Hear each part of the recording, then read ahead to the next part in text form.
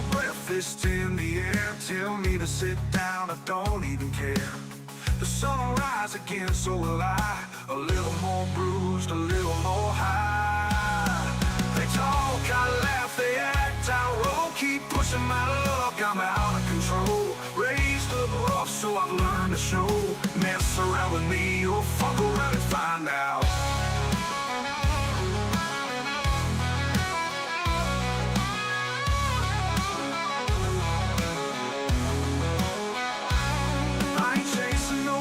Just riding the wave, ain't a thing I'm taking to the grave.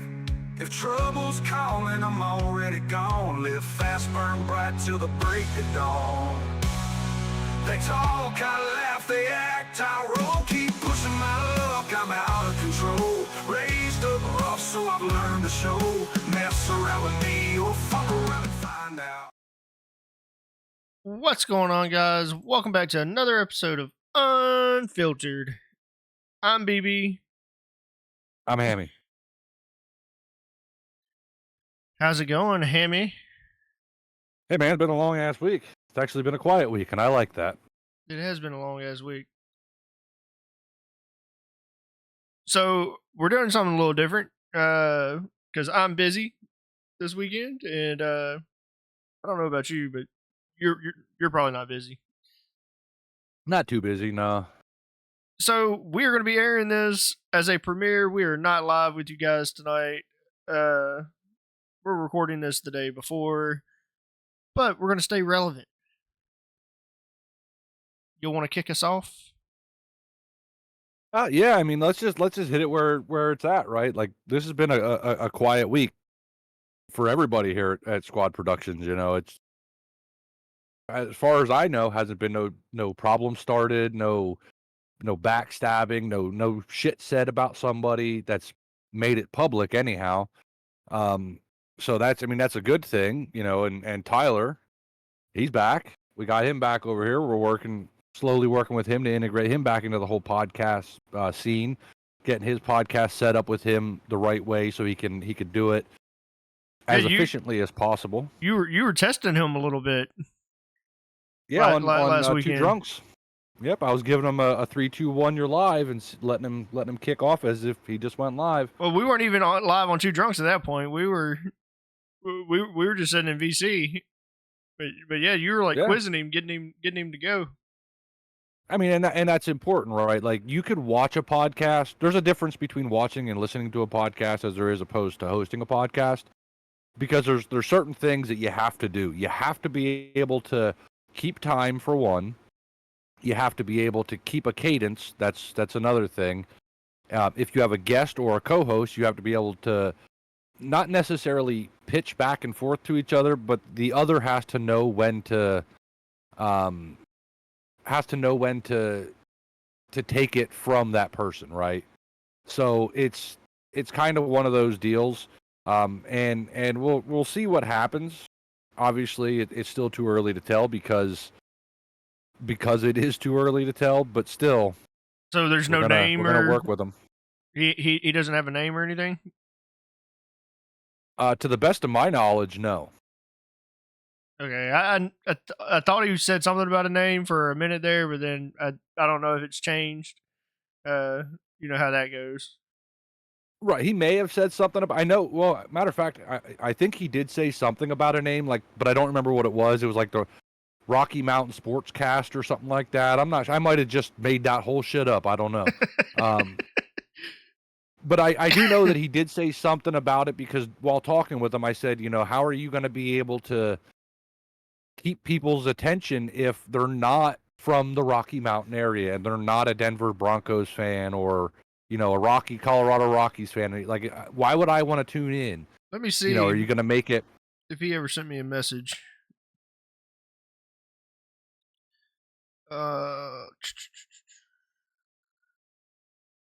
Tyler. Sports Talk with Tyler was the last thing that I got. Yeah, I completely just made up my own title for him then. I don't know. Well, there was the Windy Mile High Media. I think that might be what you were thinking about at 1.2. I kind of like the name Rocky Mountain Sportscast now. Damn it! I don't even like nothing in the Rocky Mountains. I might just fucking sit back, drink a Coors Light, talk shit about the Broncos, have my own podcast. I don't know. Knowing your ass ain't gonna drink no damn Coors Hell Light. no. Knowing damn Hell well no. if you were to drink anything Coors, it would probably be Banquet. Yeah, I have Budweiser. That's it right there. That sign you got hanging on the wall back there above you will be over your left shoulder. That Budweiser logo. That's not a the old big B. Budweiser logo.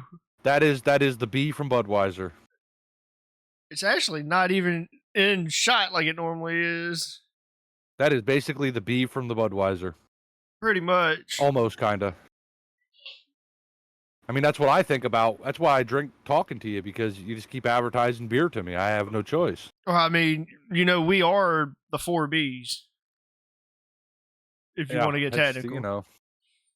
I mean, technically, yeah. Both of us are BB. Wouldn't that be great? BB meets BB. The BB and BB podcast. The BB and BB show. People think we're fucking stuttering. What the BB? Imagine AI generating that. Oh, that would be great. We'd have AI confused, which would be no big fucking surprise. It's easy for them. You type in you want a logo, and you type something in what you want the words to say, and 80% of the time, half the words are misspelled and weird letters are put in there that shouldn't be there. Even when you pay for the damn program, it still screws it up. Yep.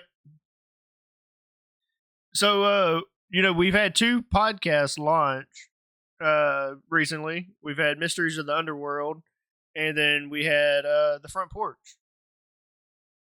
Yeah. What? They're both on episode. They both did 2 episodes now, or they're going on their second. No, I think they're going on their third. Right. Next Sunday and next Tuesday will be their third episodes.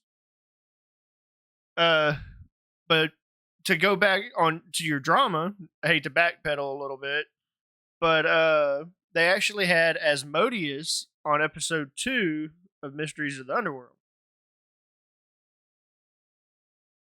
Huh. I mean, I listened to it. Not all of it. Bouncing back and forth between doing a bunch of different things, and so like I was listening in, commenting, doing the things you do, the supporting things.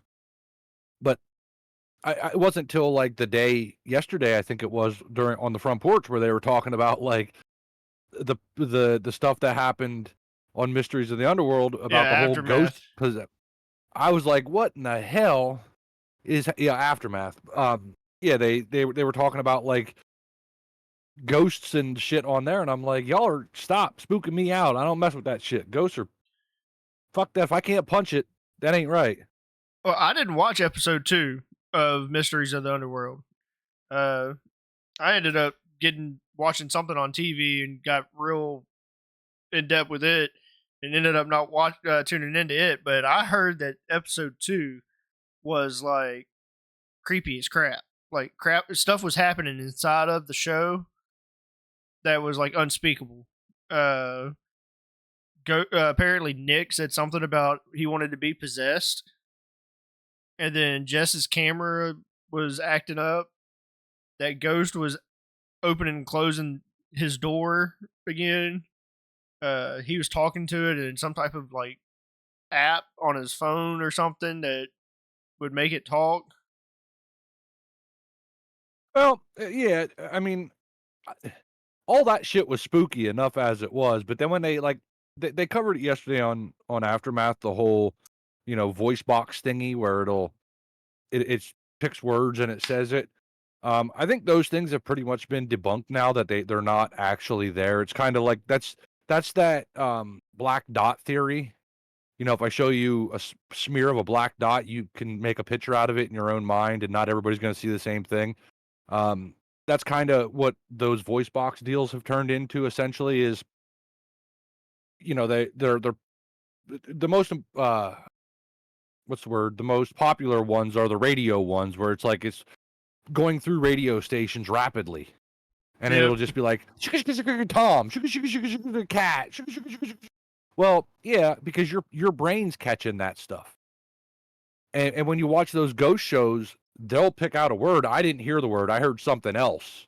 But they're picking it out and making the show out of it. So those there I don't think are very credible. I think the things that are credible are like and I don't even know how credible these are, like the electromagnetic field reader deals and stuff like that, because we live on a planet that has a North Pole and a South Pole, and there's electromagnetic fields all around us. So you have to be able to disprove a lot of things, like is there power still running to the room that could cause it, and what's the weather out like outside, is there a lot of static in the air? So without having a college degree, you're just kind of going in there winging it and hoping for the best, which is, I'm not saying I don't believe in ghosts, because I had some shit happen to me before that I can't explain, but I also I'm not saying that just because, the salt shaker fell over, my house is possessed. I don't know. Mine and your Discord messages are fucking haunted ever since Mysteries of the Underworld started. Yeah, they put the goddamn voodoo on us. I'll be getting my Discord will go ding, and I'll look, and I'll have a message from you. It'll have your name at the top with the 1 in it. Does the same I thing. click on the son of a bitch, and it's literally the last message from like 2 days ago or a day ago. And then I got to the point where I think I messaged you twice about it. You messaged me like 2 or 3 times about it, and it's got to the point now I don't even fucking message back. Like, whatever. I'm not gonna message you. Did you message me something? Because the Discord is just doing whatever it wants. Yeah, it was shortly after their first episode. Me and you were like, that's when we both reached out. I was like, did you send me something? I was like, no. And I was like, did you send me something? And you're like, no. Because normally I'll keep the notification on my phone. So, people like to send messages and then take them back. But if you don't actually open the message in your notification, you can read the message. Like if they unsent it, you can still read it because it doesn't unsend from your notification bar. So a lot of the time I'll go and see what you actually sent me, and then I'll still respond and be like, why did you unsend this or whatever. I do it to Ace all the time. Normally, the only time I'll ever unsend something is if like I'm trying to have 2 conversations at the same time, and I'm not clicked on the right person, and I respond to their message in the order that I received it, but I'm still clicked on. Like, say Hunter messages me something, and then you message me something right after. And I think I did this whenever we were talking about the short that I had with the guy walking in front of me with the garbage. Hunter was messaging me about the same damn thing. Like, he was telling me how funny it was. You messaged me how funny it was. And I was trying to respond to both of you, but I was messaging either you or him like you were the other person. And I was like, oh shit, wrong person, so I delete it. But then I try to type something real quick, that way it looks like I didn't screw up. But, reality is that's what happens, especially when you get so many damn messages and notifications a day, you can't help it. Like, I'm looking right now, and this is going to be a live recorded read, but I got 2 messages. What's this one? This is on the 29th. What's today? The 1st, so it's 2 days ago now? Yeah. Yeah, and I'm just now getting to it. So, and it was from, wait, who is this from? Oh, Boogie, I think, asking me to be a guest on the Salute to Service on Saturday, and then here's one from Tater, that would I be able to be a guest on the show this week? So, like, and that one from him was today at 7 p.m. So that was, 7:40 p.m. for me. So that was 2 hours ago. But I'm like, my messages are I'm so far behind on messages that you might wait a day or two to hear back from me. Like, it's just how, sometimes you might not, because I might forget that you messaged me. It's just, that's what happens. So your next topic that you have on the run sheet, I'm actually kind of surprised that it finally happened. Because they got in a little squabble over this, so I'm kind of shocked. I mean, I am, but I'm not, because, at the end of the day, that deal had to get signed, and that's the U.S. Russia minerals deal. I mean, they're calling it a minerals deal, but it's actually titled the United States and Ukraine Reconstruction Investment Fund. That's the name of the whole deal itself, and you can go on whitehouse.gov and see a more detailed description of what it is. But there's a lot of things that come out of it that I had to take notes. This is how much I was paying attention to this, because anybody that was watching this shit develop knows about the Oval Office meeting where it was Trump and Vance versus Vladimir Zelensky. It was just like they were just shitting on him left and right, and he deserved it, to be fair. You don't come into the most powerful office in the world and talk shit like you can do something about it. Wearing a fucking tracksuit. Yeah, come in there looking like a bum. Everybody else around you, even your aides, are wearing suits, and you come in there looking like a schmo. Of course, you're going to get picked on. But he talked too damn tough. You can't talk tough and be getting your ass kicked all at the same time. Those two things don't go together. Imagine a boxer that is like 0-50 going in there saying, "I'm gonna fuck you up next fight." They'll be like, "No, you're not. Unless I trip, you ain't gonna hit me. No, it ain't gonna happen." But just looking into it, the deal includes some shit that is kind of weird for the deal to include, right? Like oil, natural gas, and aluminum. There's other thing like zinc and all that other shit that's going to be used for semiconductors and chips and stuff like that. But it got me with the oil, aluminum, and natural gas. Because according to what, Trump said during the campaign and in his last term, we have more oil under, and I don't know this to be true, but this is what he said, that we have more oil under the United States than the wealthiest country in the world. So why are we worried about making a deal with another country to get oil when we have our own oil that we could just drill into and do whatever we want with? And natural gas, the same thing. That's why Biden signed them executive orders, or somebody auto-penned them, or whatever the hell happened, to stop natural gas drilling. If we have so much, why are we worried about getting it from somebody else? Now, the aluminum, that is what it is. But my thing about the deal that I kind of agree with and I don't agree with is the title, right? It's the Reconstruction and Investment Fund. So what that means to me is that we're going to go into Russia or Ukraine. We're going to start drilling and tearing into their shit, and we get to bring it back. They get 50% to reinvest and rebuild. So is this another Iraq situation where we let it get destroyed and then we go in there and fix it? While we get a little bit of benefit, at least we're going to get something from this. We didn't even get a drop of oil from the Iraq deal. So at least we might get something out of this deal.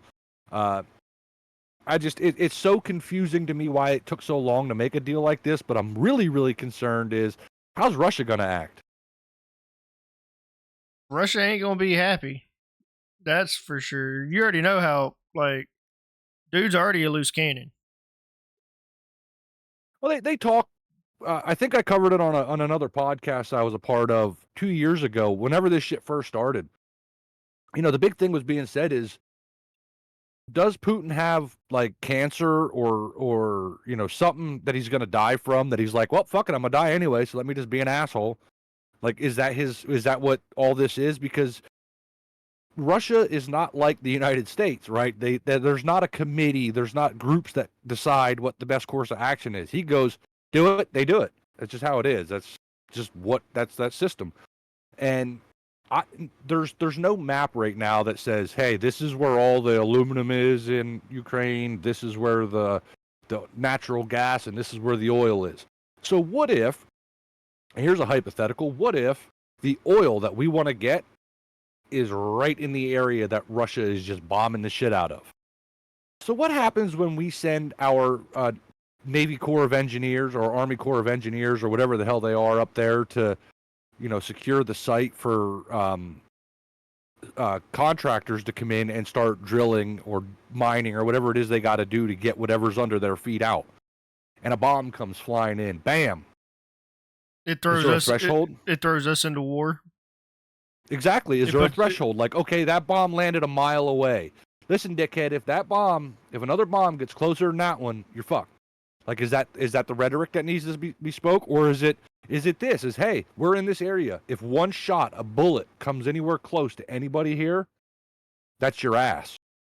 And Russia can talk real tough. Ukraine has sent fucking itty bitty drones and attacked the Kremlin building itself.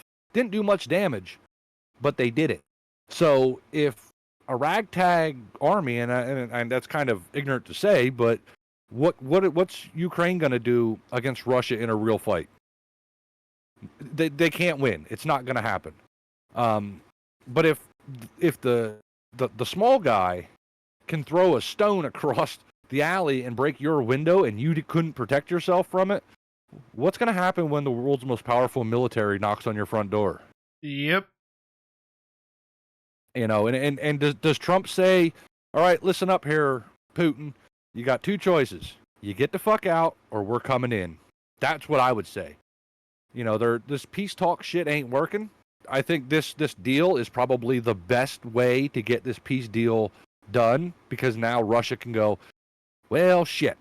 Now, you know, the U.S. isn't giving them weapons anymore or money anymore. Now the U.S. is going to be there. Well, that's the whole different. You know, I agreed with Trump when it all first got brought out, you know, months ago when he first took office. And he had said that it should be like repayment for all of the weapons and shit that we've given to him. Like, that's what the deal should have been, was you're going to repay us for some of the shit that we've given you. But oh yeah, I mean, what did he give them in the javelins? How many billions of dollars worth of javelins? How many billions of dollars did Biden give Ukraine? None of that actually helped them. Let's just be clear about that. You gave them, you know, $30 billion or whatever the number is. Where did that money go? How are they out of weapons right now? They're not a big military. Yeah, how the fuck do you go through $30 billion worth of weapons? That's a really good question. What are they doing with them? Are they selling them to somebody else to try to get something? Like, wouldn't it be some shit selling it to like fucking selling it to Russia? Like, I know, well, I know they're not doing that, but you know, like, I mean, if there's a deal on the table there, I'm sure Russia's involved in it somehow, right? Like, all right, we're going to get Russia to stop, but you have to give us, you know, $10 billion. Okay, well, here's $10 billion. Tell Russia not to attack these areas, please. Okay, then this place is like, all right, Russia, they gave me $10 billion. Here's $3 billion. Don't attack that place. That's free money. And yeah. Russia's saving money.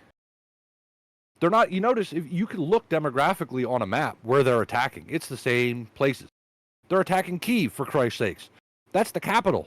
That's where, like, the important shit happens. How have they not destroyed any major government buildings? It's a little weird that, you know, Russia can pinpoint a bomb where they want to, just like the United States, but they keep missing the important shit. You know, and I'm sure there's anti-air technology that they're shooting this shit down with, but that would be ours. We probably gave it to them. I was fixing to say, you think Ukraine has that shit? Like, now, yeah, they probably do after Biden has given them so much shit over the last year or two. It's been, what, going on 2 years that this has been going on? The end of 2021, it started. Oh, so longer than what I thought. Yep, winter of 2021 is when the invasion started. Because I remember it clear as day that they were these aerial satellite photos were showing how Russia was amassing this troop force on the border, and it was still, you know, green and all that, and then they did not invade until it was wintertime because the Russian soldiers are trained in that kind of climate. Right, they go to Serbia or wherever that freaking place is. That's just like nothing but snow. Yep. All year long, and it's colder than a witch's titty up there. That's where they go to train.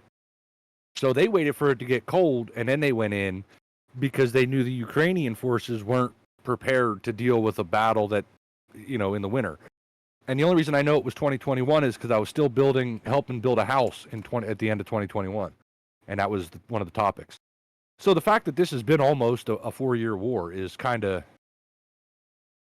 so what? So we're making this deal, right? And we're going to be getting, natural gas, all that good stuff. But like the metals, that we're going to be getting, the titanium and aluminum, stuff like that. Is that excluded from the tariffs? Because we're shipping it back to us, right? I mean, since it's probably going to come back since it's part of our deal. Yeah, I don't think. I think is it what's going to happen from is tariffs? They'll probably take like tanker ships and stuff up there to bring back the oil and natural gas, and probably have some kind of cargo type ship that'll go up there to bring back these rare earth minerals. I'm not sure how rare they are. It seems like there's plenty of aluminum going around the world for it to be that rare. But I'm sure because it's going to come back on one of our ships, that ship's going to have a U.S. flag flying above it. That's not going to count during the tariffs. But I'll bet you whatever we make out of it and that other people want to buy, you're paying for it. Ukraine's on that list of tariffed countries. So if we come back and say we make, I don't know, 1 billion gallons of gasoline or oil to make gasoline out of the oil we got from them, and they're getting 50% back for reinvestment, but how much of that do they have to spend to get 50% back? Because we're not giving them money for going in. That contract doesn't include, okay, Ukraine, sign here and we'll give you X amount of money for us to come in and do it. The deal was, you sign this contract, we'll come in there and dig the shit up and make money for you to reinvest into your own country to rebuild.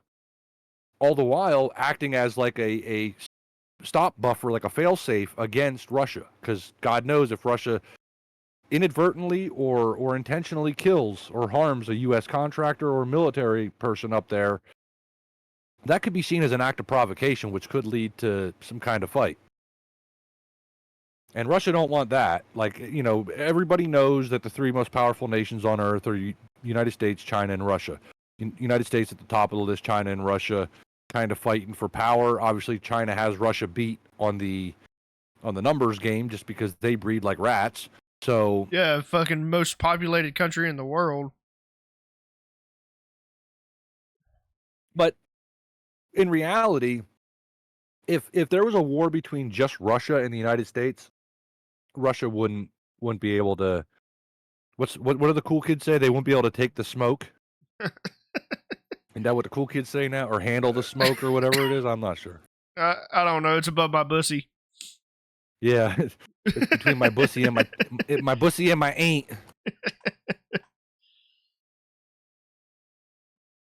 Oh, I mean, the tariffs are up to what? Like, I know China is almost like 24%, I think. Yeah, fucking outrageous.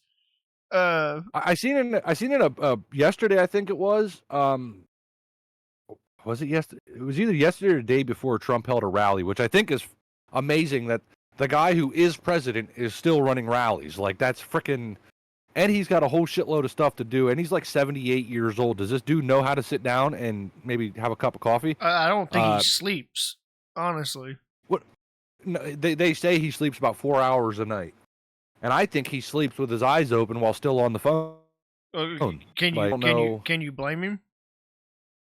Maybe he's one of the people that have one of those new Elon Musk fucking chips in their head that can just look at something and write it down with their eyes or some shit. Like, wouldn't that be some shit? Like, he was the first one to have that. Like, Musk was like, "Look, Trump, man, I'm telling you, this is a really cool project, and I think it would be great if you let me test this with you."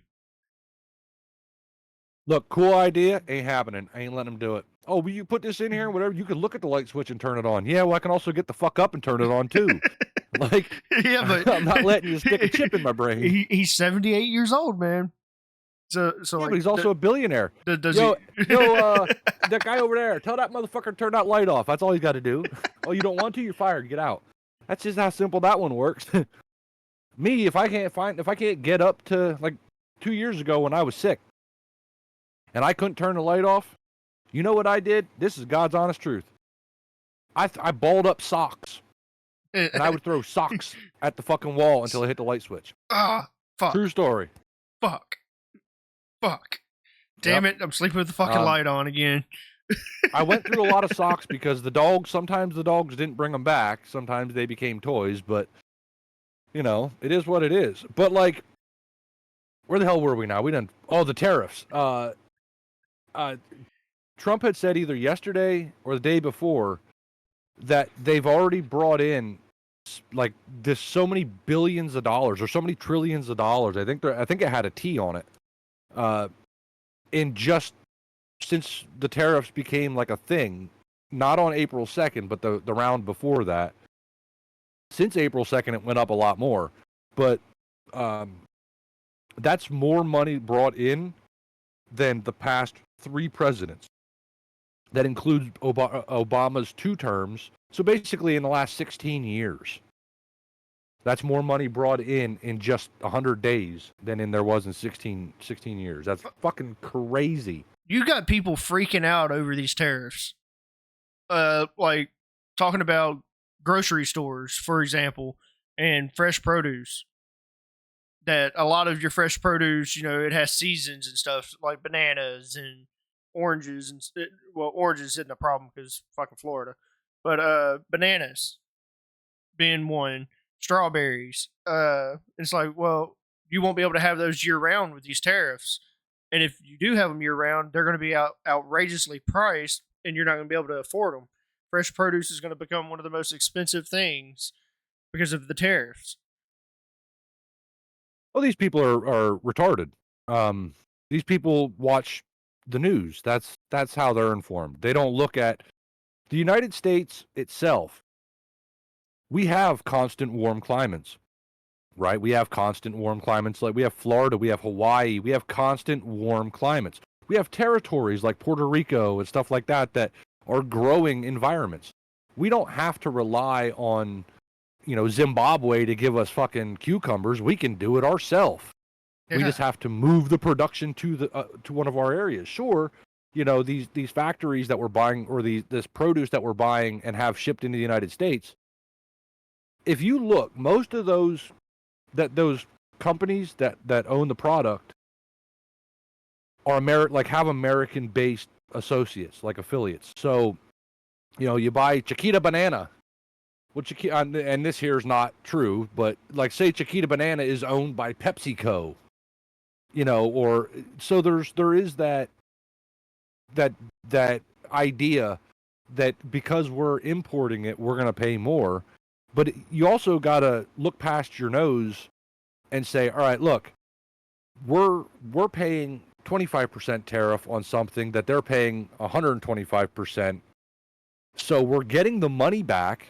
Even if we do it, we're still getting money. And everybody, you know, shitting the brick about the prices. We'll go down to the gas station and tell me if the gas prices aren't 25% cheaper in the last 90 days. Because I know they are. Also, the cost of living grocery-wise, the only thing right now for me that hasn't come down is like energy costs, like electricity and services. Services won't come down. Your internet bill won't get fucking cheaper now because they've already got the money out of you. Your cell phone contract ain't going to get cheaper. You've already signed the contract. There are certain things that just won't come down. Well, economically speaking, the best thing that could happen sucks. Energy sucks. Yeah, I mean, gas prices will come down, but don't look at gas as a form as energy. That's not really, you know, we don't have gas-powered fucking electric plants. You don't. There's not a gas-powered generator fucking just whipping all day long to make electricity. That would be the most inefficient thing you could do. That'd be like taking a mud brick, breaking it down, and making 2 mud bricks out of one just so you can have a smaller house. Just make a smaller house out of the one size brick. It's, you know, you don't have to be But economically speaking, people looking at it need to look at it not from what Fox News or CNN tells you, but look at it, go on your state's website, if you're in the United States, and go to their Department of Agriculture. Go there and look at the production of whatever it is that your state produces. Month to month, quarter to quarter. Look at because they'll usually always put a graph on there, or numbers anyhow, that tell you, this is the amount we produced, this is the amount we shipped, this is the amount we sold. That's not in that particular order, but that's normally what it is. And that's those two, not how much we produced, because it doesn't matter how much we produced, but how much did we export and how much did we sell domestically. Those determine the cost. And the reason gas prices are so damn high, or were so high, is because we were not producing the stuff. We weren't producing enough oil. We could produce enough oil to fill our strategic reserves. And that is basically just in case there's a, oh shit, we're at war moment. We have a bunch of oil that we could turn into gas to supply our military equipment and shit like that. It was never, that reserve was never designed to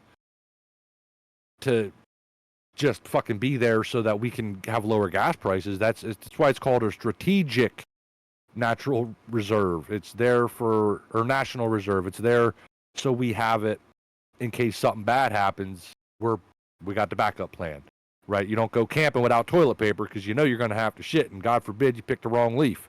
You might have itchy butthole. Well, you were talking about like energy, so like I'm assuming you were talking about like your light bill isn't going to go down, right? Even like your water bill, but that's because like wherever you are at, it's not like you can shop around for who owns your lights. You can't be like, oh, I don't want to go with Light and Brothers. I'd rather go over here with this company, Light and Sisters, instead. Like you don't have that option, and they know you don't have that option, and they can really fuck you. And there's nothing you can do about it. Yeah, it's exactly what it is. And there's also this thing, and anybody that has a job will know this. Over the course of the past 10 years, wages have gone up, which means that the price of the goods has to go up so the employer can cover the wages, which means that if you want your electricity to go down, or you want that pizza from Pizza Hut's price to come down a little bit, all them employees got to take a pay cut. And then that means the employer then has to take a pay cut, which means whoever they're buying their stuff from has to charge them less so they can afford it. It's going backwards on the ladder. And people apparently didn't take economics in school, because it's truly basic, is what it is the more money you make, the more money people make, the higher inflation. So like when it was McDonald's employees wanting $15 an hour, and that became a thing. There went your $1 cheeseburger. Well, your $1 cheeseburger's gone now. Guess what? If I want a McDouble, it's $3.39 now. And here's the thing with that too, and this is like, because you want $15. You want $15 an hour. Exactly, that's what killed it. So there's an average on sale, is what they call it, right? So like, say we are McDonald's. Say we own McDonald's, and we're paying everybody $9.50 right now is the base rate. We're selling the double cheeseburger for $1. Okay, well, y'all want $15? Okay, we could do that. But now we have to look at our menu across the entire franchise, across the globe. What is the most popular thing we sell? The double cheeseburger, the dollar menu stuff. People go in there and get, give me 5 McDoubles. All right, that'd be $5.25. First window, please. And you just walk up, bing bang, you're out. You're gone. Now you're full. You could eat 2 times for $5. But now the dickhead that just took your card for 4 seconds and handed it back to you with a piece of paper wants $15 an hour. Now, on average, we have to raise that up per how many employees do we have now across the entire spectrum. We got to cover that. So, all right, this $1 sandwich is making us let's just say $5 million a year. Definitely way more than that. But now just to get the cost back down to where we're paying the employees that $950 or $850 or whatever it was, what's the average price have to increase of this product?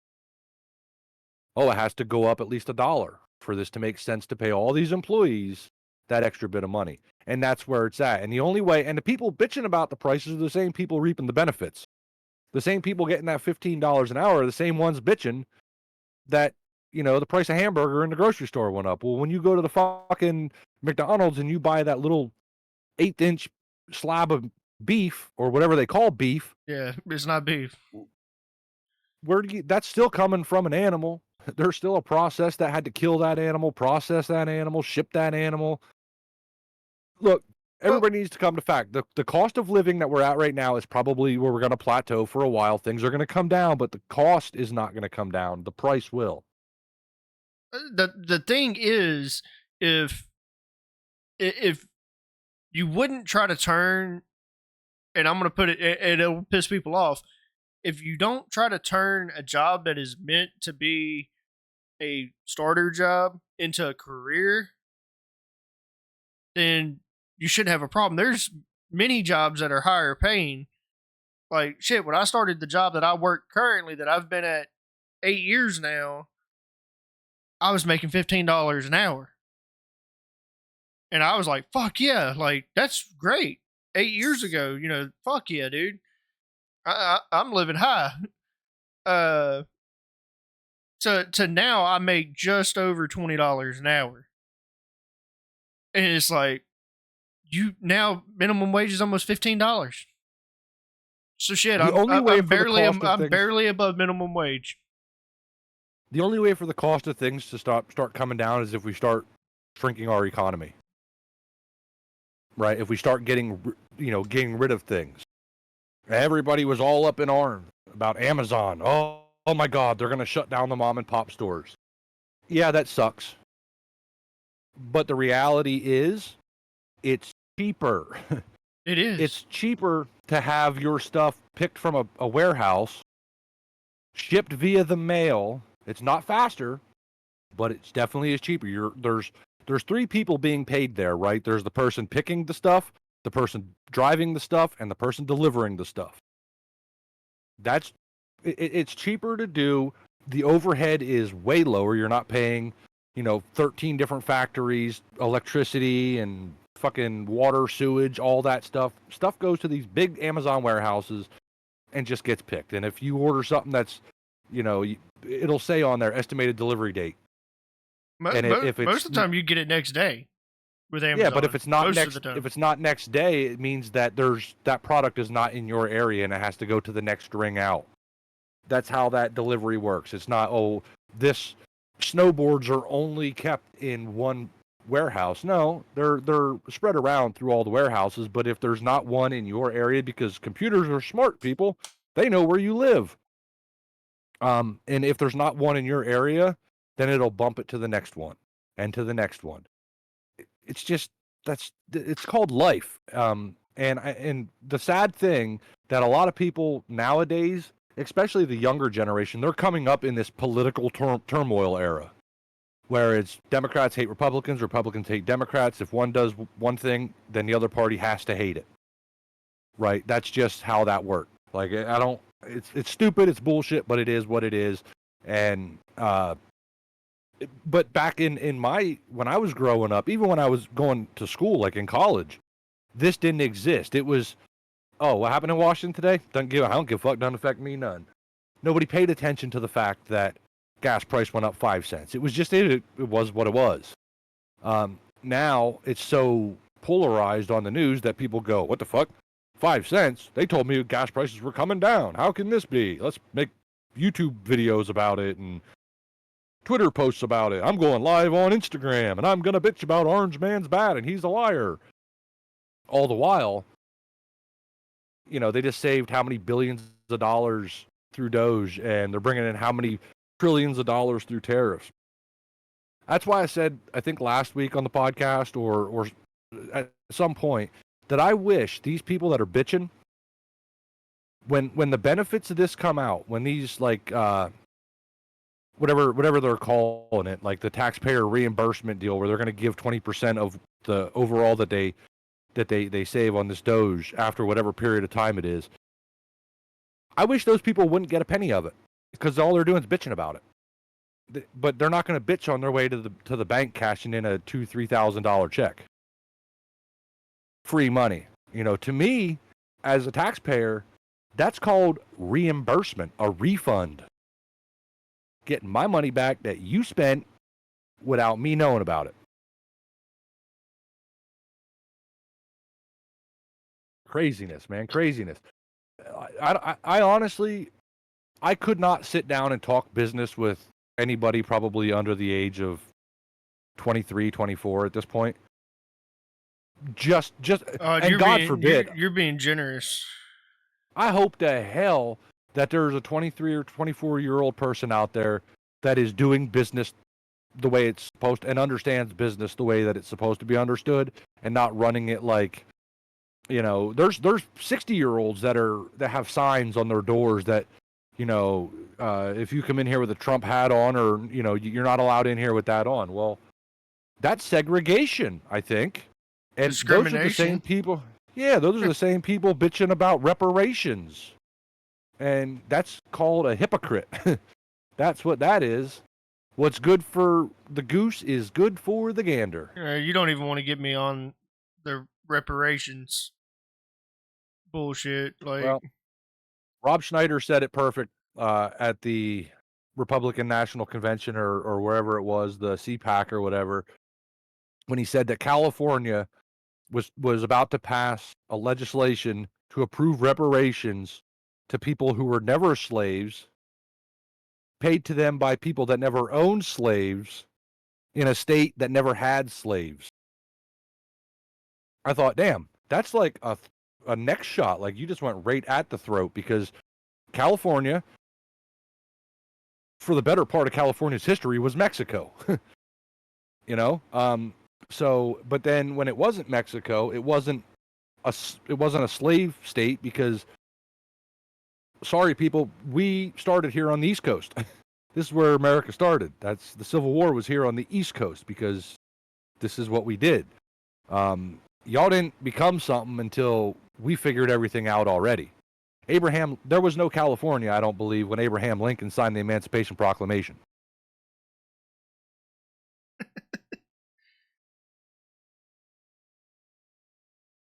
Just saying. But what do you think of this conclave shit? What's your thoughts on that? That's coming up here, on the 7th? A couple days. 6 days. Next week sometime. Oh, we skipped one. Yeah, I was fixing to say, damn, you're fixing to fuck me over. I was catching up on your next one. No, yeah. If you guys haven't realized, I've been busy this fucking week, and I had asked Hammy if he could take over the run sheet. Normally, Hammy and I would split it up, and now we're only on episode 3 ourselves of Unfiltered.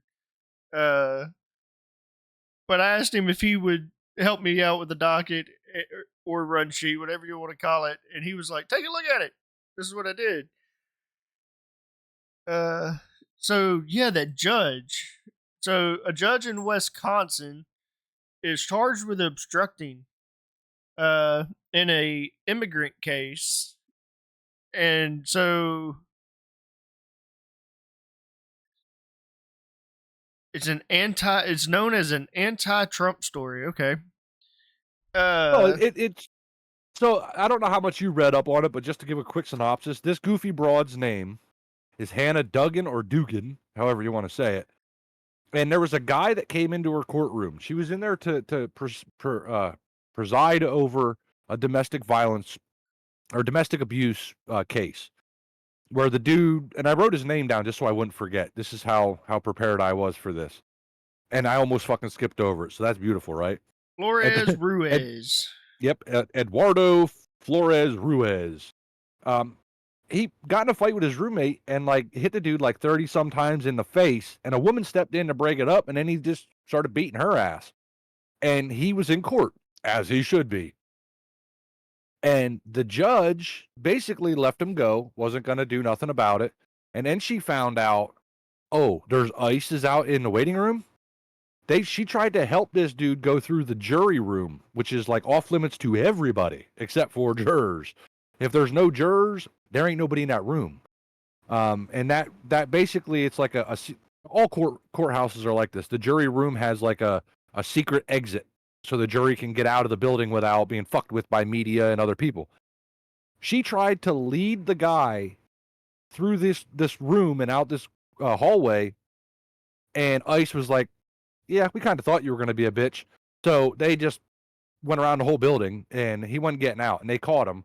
And then they arrested her for basically obstruction of justice for trying to aid an immigrant. And there's other judges, two of them that I know of, that just got arrested over the past week for doing the same thing. One was a judge in whatever state it was, had a MS-13 gang member living on his property, taking fucking pictures of him, holding money and guns, and like, this dude's a crackhead. And then there was another judge that pretty much did the same thing, trying to aid, like letting illegal immigrants and criminals live on their property. Because why? Who would suspect a judge? And all of these judges got one thing in common: They're Democrats. They all hate Trump policy. They all hate Republican policy. Oh, but it just blows my fucking mind that a judge would do that. Like, somebody that, you know, the old saying that Lady Liberty or Lady Justice is blindfolded because, you know, she shouldn't have an opinion one way or the other. 30? Well, this bitch needs 30 fucking times? Hit the guy in the face 30 times. Yeah, I think. How is that? How is that just a fights. Domestic? How is that only a domestic? This motherfucker was trying to kill this guy. I've been in many fights, and I may have, over the course of my life, punched everybody I've ever punched a total of 30 times. Never one person 30 times. That whoever he punched is in a hospital for a long time. 30 There's no fucking times. way. Yeah. That shouldn't even be a fucking domestic charge. That should be almost attempted fucking murder, bro. Yeah, at some point there has to be a threshold. Let's see if I can find this motherfucker's arrest record. This happened in Wisconsin. And I got Florida. Okay, okay, there it is. Eduardo.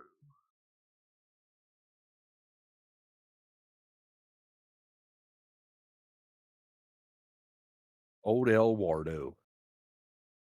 I just don't know what she was thinking. Like, apparently she wasn't thinking. She just decided, maybe in that very instance. Like, I would love to hear, or at least get court transcripts of the hearing that he was in for the domestic before, right? Just to see how she talked to him before she knew that ICE was out in the waiting room. Because if she was an asshole to him and then all of a sudden was like, oh, we got to get you out of here, even though she was going to let him go. How do you beat the shit out of somebody, punch him in the face 30 times, and turn around and beat up a woman? How do you just get left go? He was charged with 3 counts of battery with domestic abuse modifiers. So you're telling me every 10 shots he took at that guy was a charge? Like, that's the way I'm interpreting this. So he got 3 counts of battery. Well, because it was his roommate, and I'm assuming since it happened in the room of, you know, in the house, maybe that's where the domestic happens, because it happened under, you know, in a domicile, whatever it's called, inside the house. Either way, Jesus Christ, dude, 30 times. Smack yourself in the face as lightly as you can 30 times. It's gonna fucking hurt at the 30th time. There's gonna be like an ow. So it was 3 counts of misdemeanor battery with modifiers for domestic violence and infliction of physical harm. Domestic abuse can refer to any violence. So according to Wisconsin law, domestic abuse can refer to any violence between people who live together, not just couples. So that's what you were talking about the domicile and all of that.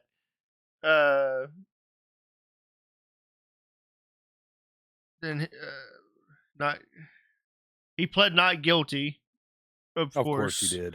did. But the reason ICE was there at the courthouse was because it was a violation of Immigration and Nationality Act, because he was illegal, and it was a violent crime. That's the only reason why they were there. Well, and that kind of like that brings me back to something that I seen the other day was one of these. I don't know if it was a like somebody in an office somewhere, like a senator or a congressman, or if it was somebody on the news, or I don't even know who it was. But I read that, basically what they were saying is, all these millions of people that, the Republicans say came across the border, only one of them was a violent criminal, and he's in jail for killing Lake and Riley. And I'm like, once I read that, my brain went, this dude's an idiot. Because the guy that they just deported not that long ago to El Salvador beat the shit out of his girlfriend and apparently killed somebody before he even came here, or killed somebody while he was here. Then you have this clown, this Eduardo Flores Ruiz, who just started beating the piss out of somebody. And okay, it was just Eduardo. There was no L in front of that. L. Well, but like, I think the most I ever punched somebody was like 5 or 6 times, and afterwards, my hand hurt. Right? I punched somebody one time and damn near broke my fucking finger. So when the cops showed up, this dude had to knuckles. He had to be drunk. Well, even still, there was still damage to his knuckles. Like, the cops would have taken pictures of the bruising on his knuckles from. You can't punch somebody 30 times and then turn around and punch somebody else however many times and not have bruised knuckles. It doesn't happen. So when the cops took pictures of it, the fact that this dude had enough balls to say, not guilty. No. What about the people laying in a hospital bed with their fucking face swollen up like a watermelon? What about that? So the FBI... Oh, we're just going to let them go home. The FBI was there. And that judge instructed the FBI to consult the chief judge before they could arrest the man. And that's when what you talked about happened, where they witnessed Eduardo and his attorney both exiting the courtroom from a non-public hallway. Yeah, which was the juror's room. Like, they went through where the jury goes in to deliberate and do all their little jury shit. The judge took them through that room out into the hallway where they were like, nah, you ain't going nowhere. And then they arrested the judge. And I believe they arrested the judge right there in the courtroom, like right there in the courthouse, I think. I might be mixing up 2 different judges, but I'm pretty sure the judge didn't make it out without handcuffs.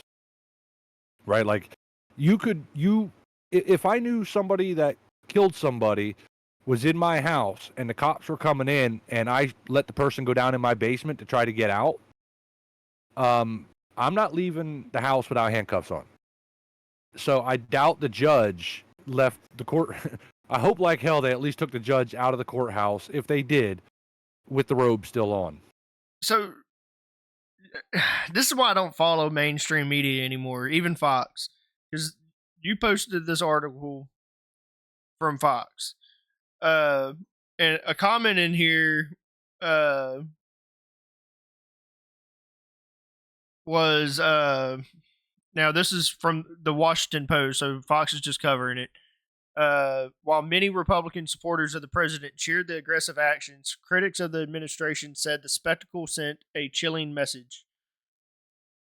Nobody's above the law. The obvious purpose of the arrest of Judge Dugan on criminal charges is to intimidate and threaten all judges, state and local, across the country, said J. Michael Luttig, a conservative former U.S. Appeals Court judge.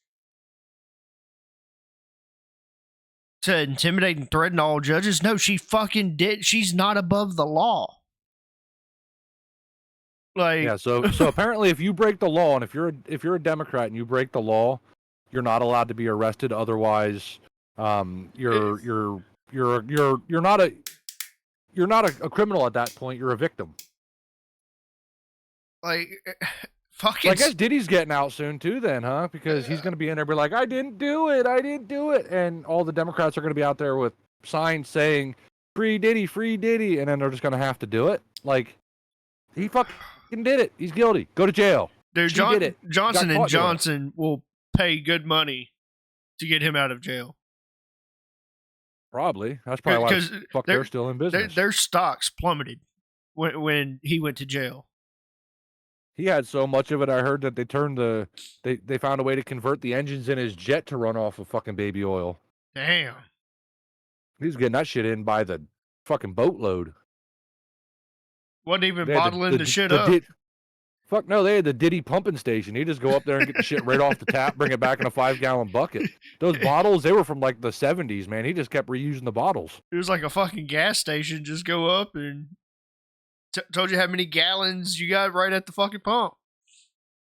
Yeah, they weren't using, I believe they had like the dip cans in all their little freak off rooms where you just, dip and get going. You don't even got to pour it out. You just take your pants off, dip it in there, and just throw it out a hole and see which one it goes in.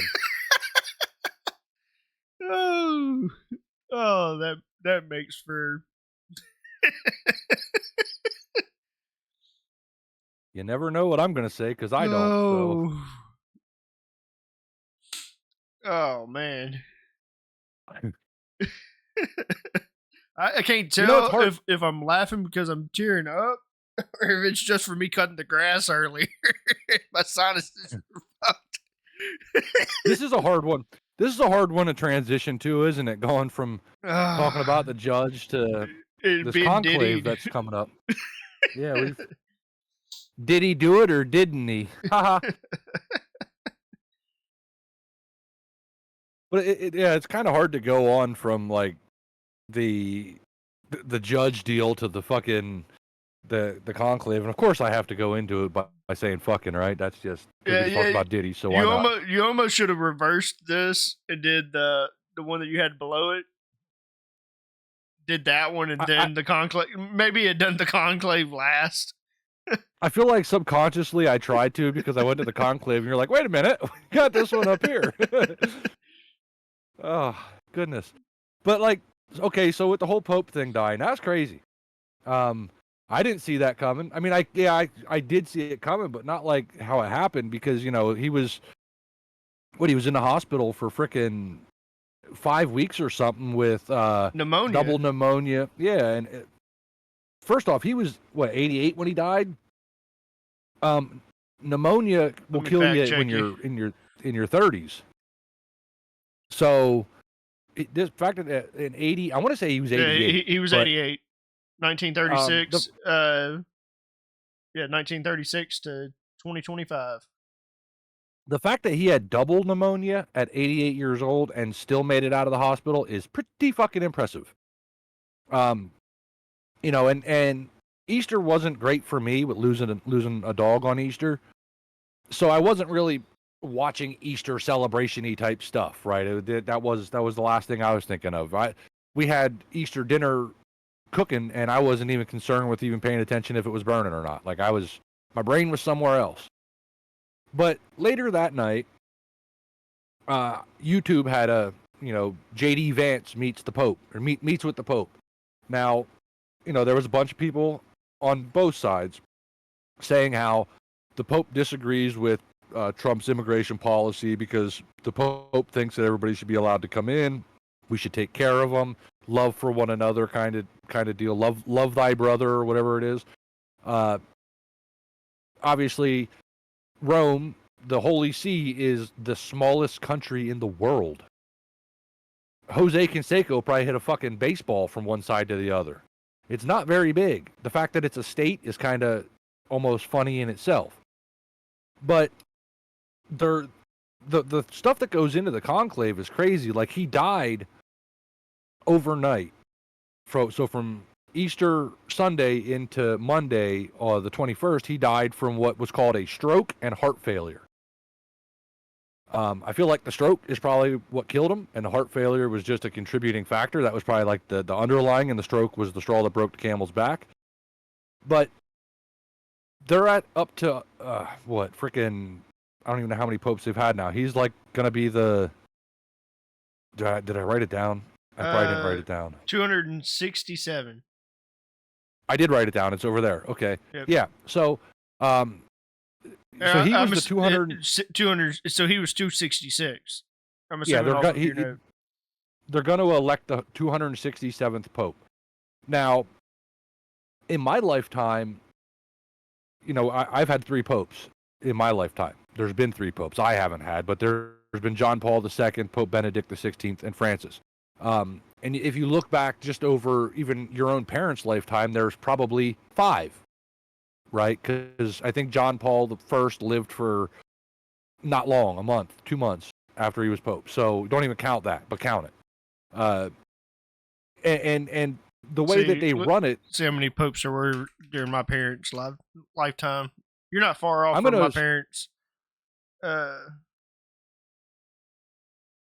There was probably 5 or 6. 6 probably at the most.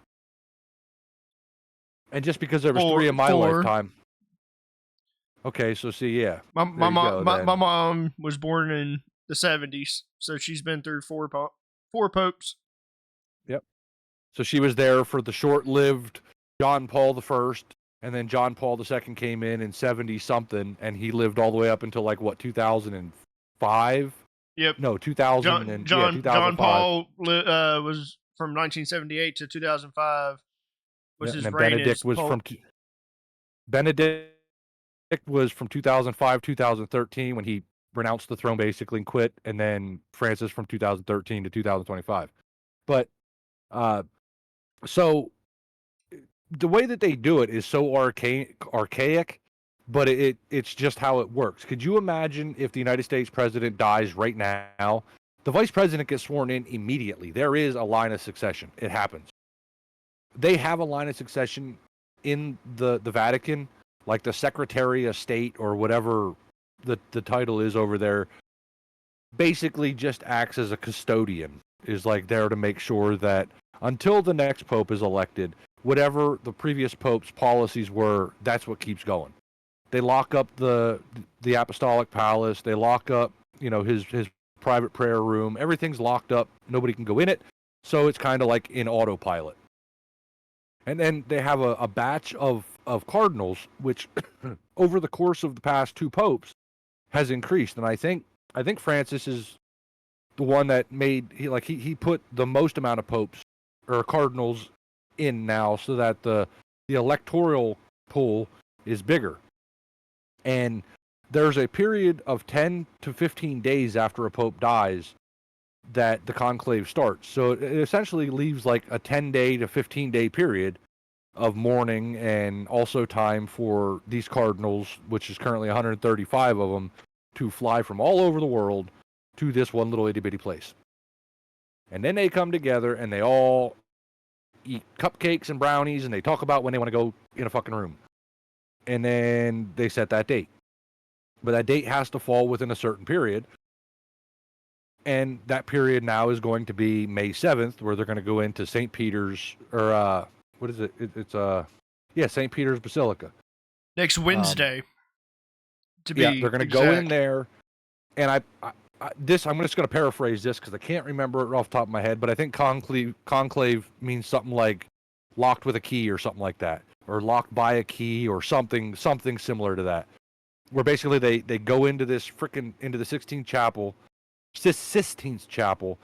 the whole Michelangelo paintings that's really popular, and they vote. So and they have the whole chimney. French from Latin, conclave means lockable room.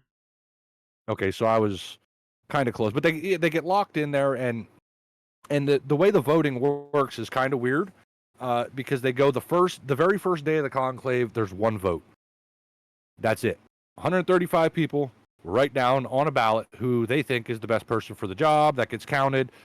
White smoke or black smoke, right? That's after that, that's it for the day. Then the next day, there's 2.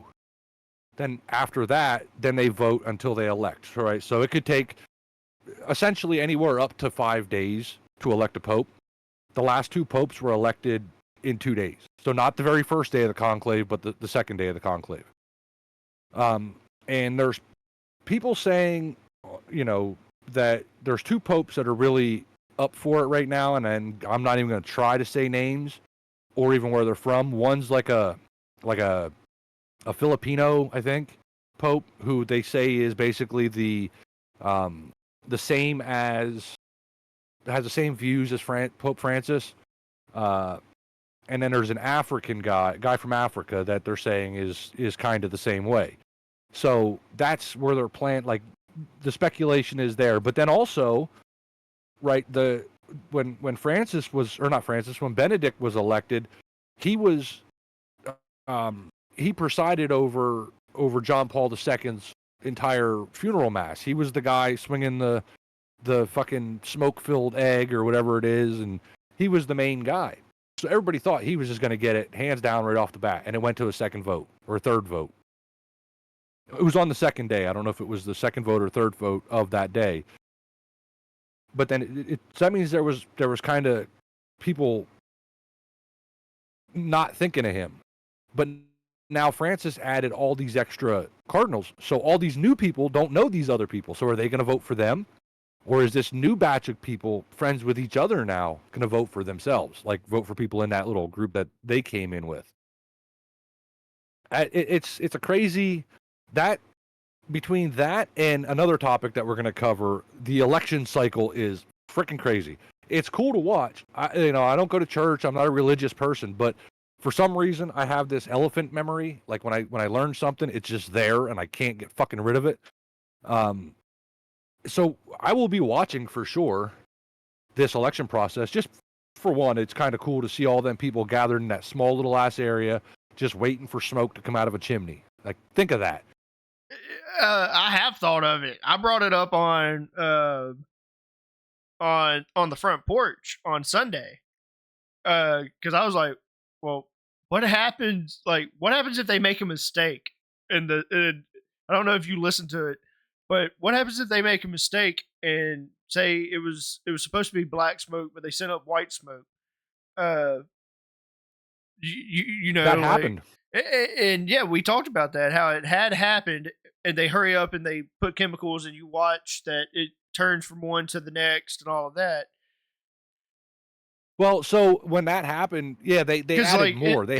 Is there somebody truly, and this was something Decoy was like, because they're burning the votes, there should still be someone tallying those votes that are keeping track to know. Yeah, that's how it works. So okay, so I have this amount of tally. So yeah, this person was for sure it, because they're burning them. They're burning the votes. So if they were just burning them, they wouldn't know who like. They have a sheet. I'll find the video and I'll send it to you. But there was an interview, and it just took place not that long ago, because they were talking about the conclave in it and Pope Francis dying. But the last conclave, the cardinal that they were talking to had the very last tally, because they're allowed to keep the last tally, and it's like a construction kind of looking paper. Like, it's a big piece of paper, and it has every cardinal's name on it. And what they do is, fucking scroll. No, well, so every cardinal has one. So when a vote comes out, when they read the votes out loud, and all the cardinals put a mark next to that person's name. Right, that's how they keep track of who's getting. They narrow it down that way. And then, nobody was elected. They go around and they collect all those tally sheets, and they take all the ballots and they burn them. And then on the next vote, everybody gets a new, fresh tally sheet, and then they, rinse and repeat. What happened in that one that you're talking about, where it came out white smoke and then they made it black smoke, was they put the chemical in there to make the black smoke. But they didn't put enough, and they didn't put it where it was supposed to be. So when they lit the fire, all the paper burnt and went out white. And then the smoke came out black, because they had to add more to try to mask it. So it went from white to gray to black. And I remember watching it live, and the cameras, when they were talking about, white smoke, all the cameras just panned right to the bells, because that's when you'll start seeing the bells swing, and then they start going off. But yeah, that's the way that they tally up the votes is like the way they would do it for God knows how long. They've been doing it that way. But it's just so that every every cardinal can keep track themselves. So nobody can say, oh, well, this person didn't get enough. They have 135 people now that they can go look at everybody's thing and say, okay, everybody but you had this person at 70 votes or whatever, right? So, and once the Pope's elected, the cardinals that voted are allowed to take that last sheet because they don't need to burn it no more. And that sheet serves as a public record if they should so choose to show it as to how many votes that person actually got. Because they don't announce it. They don't say, with 90 votes total, this is who the new Pope is. They just say, here's the Pope. Here he is. But they're expecting this conclave to follow the past two. It's supposed to. They're expecting it to go 2 to 3 days. Yeah, and they're really thinking more 2 days, and probably in the later half of the 2 days till they iron it out. Because the first vote is just going to be everybody voting for who they think the popular one is. Then the votes after that is where they're like, oh, that guy is kind of popular. Maybe I will give him a chance. And the votes start going over where they were. Even if you don't like the person, other people do. They might just vote for him because that's the way it's going anyway. So really, it'll probably be on the later of the second day or early on the third day. Yeah, you may have me following this. We may cover this again throughout. We may end up covering it next Friday. I spent a lot of time, and this is really stupid because it's pretty recent that I started following the way that like the conclaves and stuff work, because right around the same time that Queen Elizabeth died, or I think it was Philip died, is really when I was like, how in the hell does the royal family, like, how does that line of succession work? Because there's, if one person has 3 children and another one has 2 children, the person who has the second oldest doesn't mean, you know what I mean? Like, the way that it's laid out, it's not like, okay, BB, you have 2 kids and, you have a brother and he has 2 kids. Your 2 kids were born first. That doesn't mean that they're your the oldest successor. your oldest is the king, and then your second would be the king or queen or whatever, right? Like, it's a fucking weird thing. And then going down that rabbit hole led me into the conclave, and that led me into watching like Roman documentaries about how the Rome, the Emperor of Rome, put his own pope in, and there was already another pope, and there was this like battle of who the pope is. And once both of them were dead, the Catholic Church said, the guy that we elected, he's the one going down in the history books as the Pope. And it just, I went down this rabbit hole for hours. And I have this elephant memory. Like, I have this, it's like a retard brain. I'm like fucking Rain Man with information for some reason. And it's useless. I can't make a dime off of it. But I just remember how it works. And I start remembering dates and times. And you can ask the wife. I hear a song once, I can tell you every word to it the second time I hear it. I don't know what it is. But yeah, no, I would say definitely if you don't know about it, look it up, follow it. And it's really relevant now. So you could just go on YouTube and just type in Vatican Live, and it'll show you a live streams of Vatican. You'll see the circle, and you'll see everything. And as it gets closer, they'll start showing you the cardinals doing their processions and shit like that. And it's actually kind of neat to see, because it's something that as Americans we're not used to. We don't have tradition here in the United States. We have what's happening right now. That's what's going on. Our electoral college has changed multiple times over the years to include new numbers, to include new states. The process isn't the same. George Washington was elected a completely different way than Trump was elected. So we don't have like a tradition for authority. We just, yep, this is what's going to work now, so let's just fucking go with it. Everybody's going to be okay with it. Our voting process is fucked. Not as bad as our friendly trade partners to the north.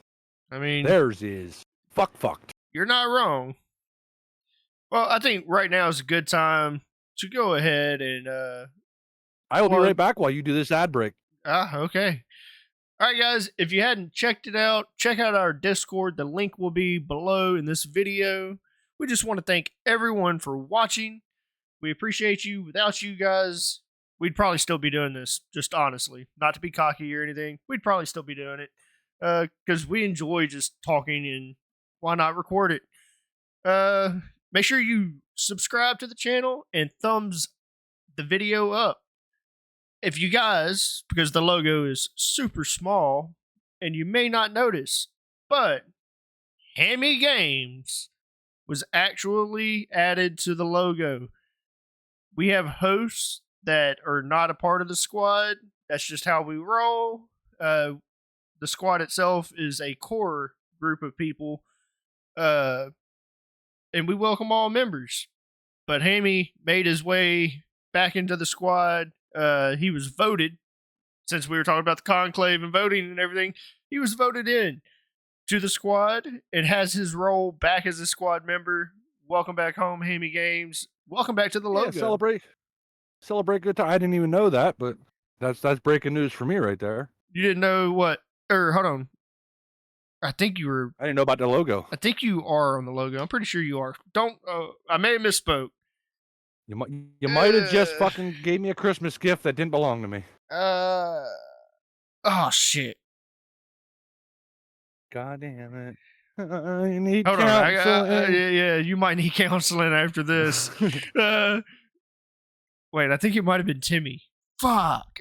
Either way, Hammy was voted into the squad. Hammy was for sure voted into the squad. Now I got to figure out a way. Well, that to put him part's on, true. Now I got to figure out a way to put him on the fucking logo. Shit. Yeah, you sent me a discount code in the mail, and I went to use it, and the motherfucker didn't work. Now you got $100. No, just kidding. Yeah. Now Hunter's gonna have to put you like at the top of the logo to like you're Hammy the squad. Hammy the squad. All right, check out our new YouTube. We just rebranded. After you watch this video on Friday, we'll be Hammy the squad. I guess we gotta change. That'd make some people happy, wouldn't it? we gotta change the established date, don't we? It's gotta go to 2025. No, 1983. Put that on there. That's when I was established. Okay. There are videos of you back in 1983. You got some home videos to add to the YouTube? Yeah, actually, I probably do. That would be something, huh? To see my little ass running around. All about Hammy. All about Hammy. We're gonna change the banner and everything. It's just that'll keep all my friends on the internet. That'll keep them happy. You know, God forbid.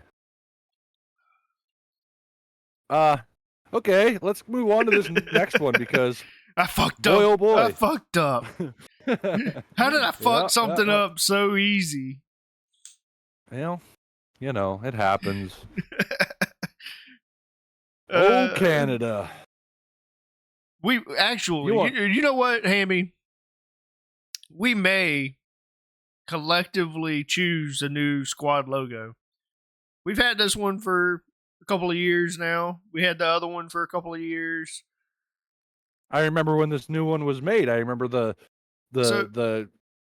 share your screen deal and pick out what we wanted it to look like, and so we may end up making a new one just so that everybody fits. Oh, I think. Look, I got it on my lower third right there. My name ain't on it, and I'm fine with it. You know, I can't tell. Does that one still have the? No, okay, so that is the current one. So yeah, you weren't added to that one. That says Wolf. I'm a bitch. All right, so yes, okay. Stay tuned, guys. A new logo is gonna come. Welcome to the Hammy Cast. The Hammy Cast right now. Yeah, I got this. Bro. You know I got this. Of all people, you know I got it. Yeah. If we were alive, Hunter would be having a fit right now. I'd be like, that motherfucker. That. Good thing Hunter doesn't make the logos. That shit would be like, yeah, that'd just be messages. How's this? Does this look good? You dickhead, make me do all this extra work. It's got to be round because he uses it as he uses it as the O in Squad Productions. in one of those.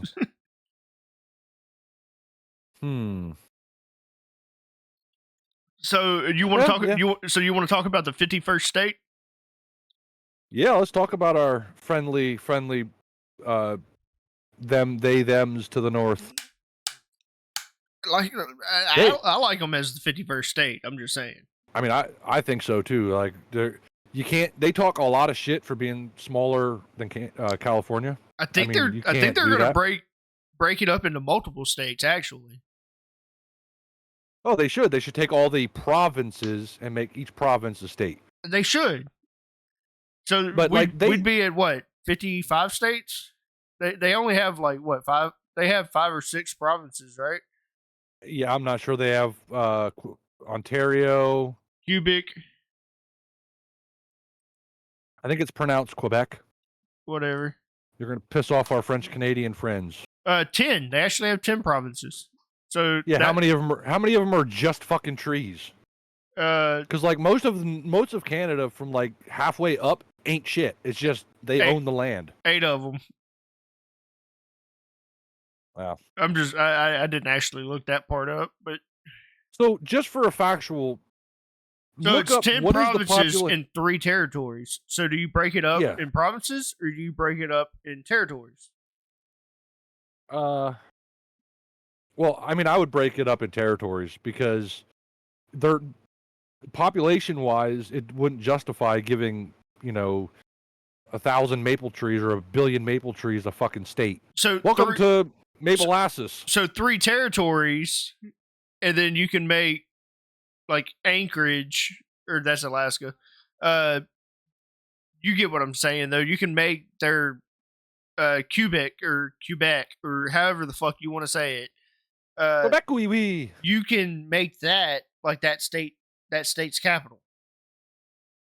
Yeah. Yep. So like just for reference, what is the population of Canada? Let's see. Yeah, we get the old ink-filled pinnacles ready. I know it ain't much, like 40 million. Okay. And that was 40 million. That was from 2023. What is the population of California? Let's see. 39 million. 39.43 million. So that was in 2024. So and that number could be higher right now. Both numbers could be a little bit higher. And then Texas sitting at 31, so don't really have a dog in this show. Well, let's just look at California and Canada, right? You have Canada, according to available numbers, 40 million people. How many fucking Californias do you think will fit in the entire country? Like how many, if you took California and just picked it up, how many times could you jigsaw that son of a bitch into Canada? Probably a lot. To have 1 million less people. How can they talk so much shit and 95% of their entire economy, like they hate us because Trump said, you're going to start paying now. He did that to everybody, but Canada just got this wedgie up their ass where they just want to not be happy about anything. And if Trump said 200% tariffs and that's it, and if you don't like it, no U.S. goods go to Canada. It wouldn't be long before you started seeing convoys of people leaving Canada to come down here. I'm not sure exactly what the hell went wrong, but something went wrong for them to be talking so much shit when you could send California up there and fuck them up. And then just leave the other 49 states to be like backup. Fun fact, did you know that 90% of Canada's population is within 150 miles of the U.S. border? Yeah, because so there's so much. There's so much of Canada that's just there. Land. Just land. It's nothing. It's fucking trees and snow. That's what it is. And then at the very top, you got their indigenous group, like every place has. Right? It's your turn. Like I'll be right back. Our indigenous group here in the United States is the people in the bayou. They're their own people. They have their own way of talking. You know, Canada has whatever it is. Australia has their indigenous people. It's all over the place. But they talk way too much shit to be as small as they are and threaten us. Oh, we're going to shut off power to the United States. Well, first off, you don't make enough power to power the United States. I think Canada is selling electricity or whatever to New York only because it's right there. Like they don't have they're in no position to talk shit about the United States or to the United States. And their government, their system is so screwed up. On Monday, this past Monday, or last Monday, I think it was this past Monday, the 28th, they held their elections. And if that ain't the most confusing crock of shit I've ever heard in my life, I was listening, like I was watching live while it was happening, and when they would show up, like, so they have the polls closing like we have, right, where, you know, at a certain time, this group closes and then this group closes a little bit later. They have that, but you don't go there to elect a prime minister. You start electing people, and whoever gets the most, whoever's running for that party becomes the prime minister. And then I was so confused because they have these things called ridings. And the whole time they're like, oh, this person's in the lead in this riding and this riding. And I'm like, what the fuck's a riding? So I had to Google what a riding is. And it's basically like a county. Like for us here in the United States, it's like a county, right? They're in that little, or a district rather, that district of the state. And they had, also I can't pronounce 99% of the names they were popping up. They were like, oh, from bop zippity bop dip in whip da bop and stan, we have this guy with a French name that when I was trying to read it, I was saying it like, you know, it's spelled, but that's not how they were saying it. And halfway through the night, it said the Liberal Party wins. They'll make government. They make government. I don't know what that means. They don't make government. The government's there. They're now elected. But the next day, I seen that the Conservative Party up there has the majority. Now, how in the fuck did that happen? Like, how can you elect somebody halfway through an election when not all the votes are counted of a party that didn't win because the Conservative Party has the majority? So how in the hell did how does that work? How do you elect somebody before all votes are counted to determine who got the most votes? You just like, oh well, we're gonna fucking flip a coin, see what happens. Oh well, Liberal Party's in charge now. Let's see who can get to the majority mark first. Oh, the Conservatives have the majority. You got me over here like researching shit.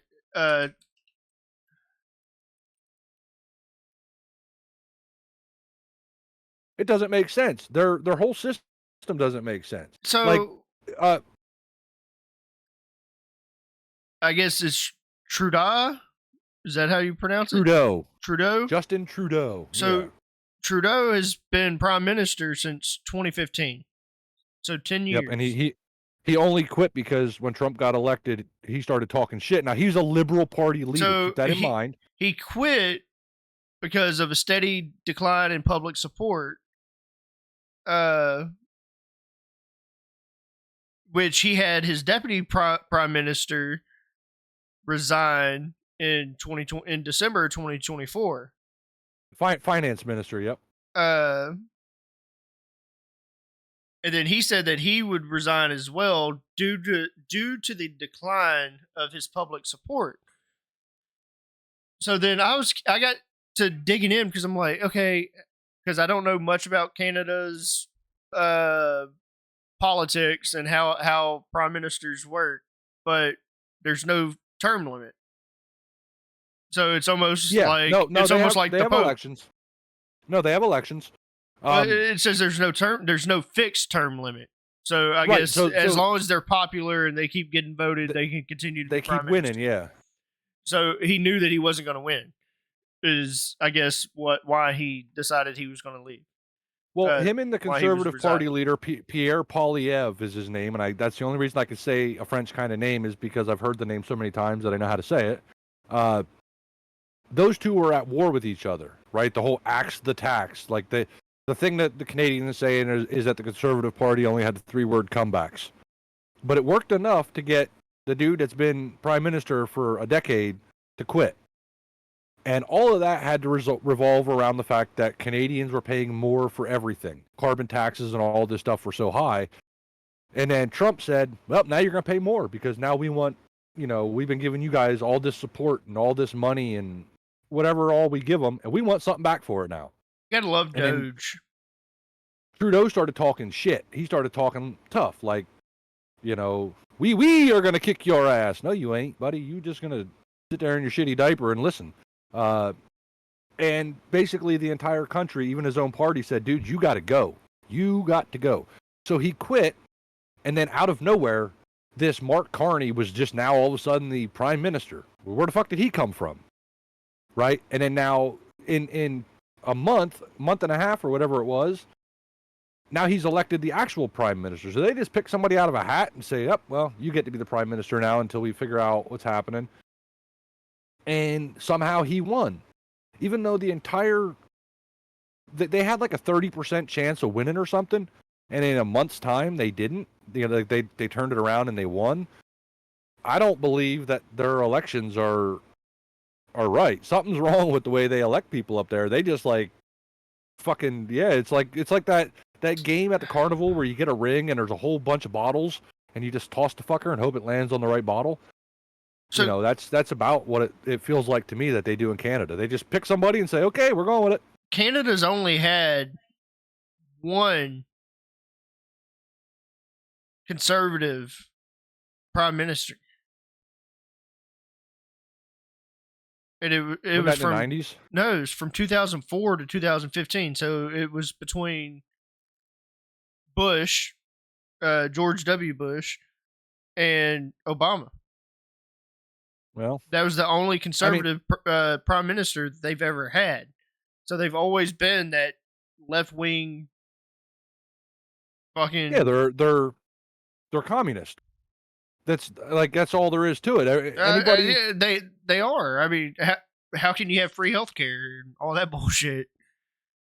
Yeah, you know what? Gotta have some control. Government controls you. I believe it was Hitler, and I might be wrong on this, but like, look up Hitler T9, like the T9 program or something like that. It's basically the Germans' healthcare program, right? Was if you're sick, we're gonna kill you. If you're healthy, you're alive. Yeah, it's not really what it was, but it was a euthanation program. Yeah, like they'll kill you if you're sick. If you're and it was T4. T4. I knew it was T something. You were right. Me looking that up, it was like, did you mean this?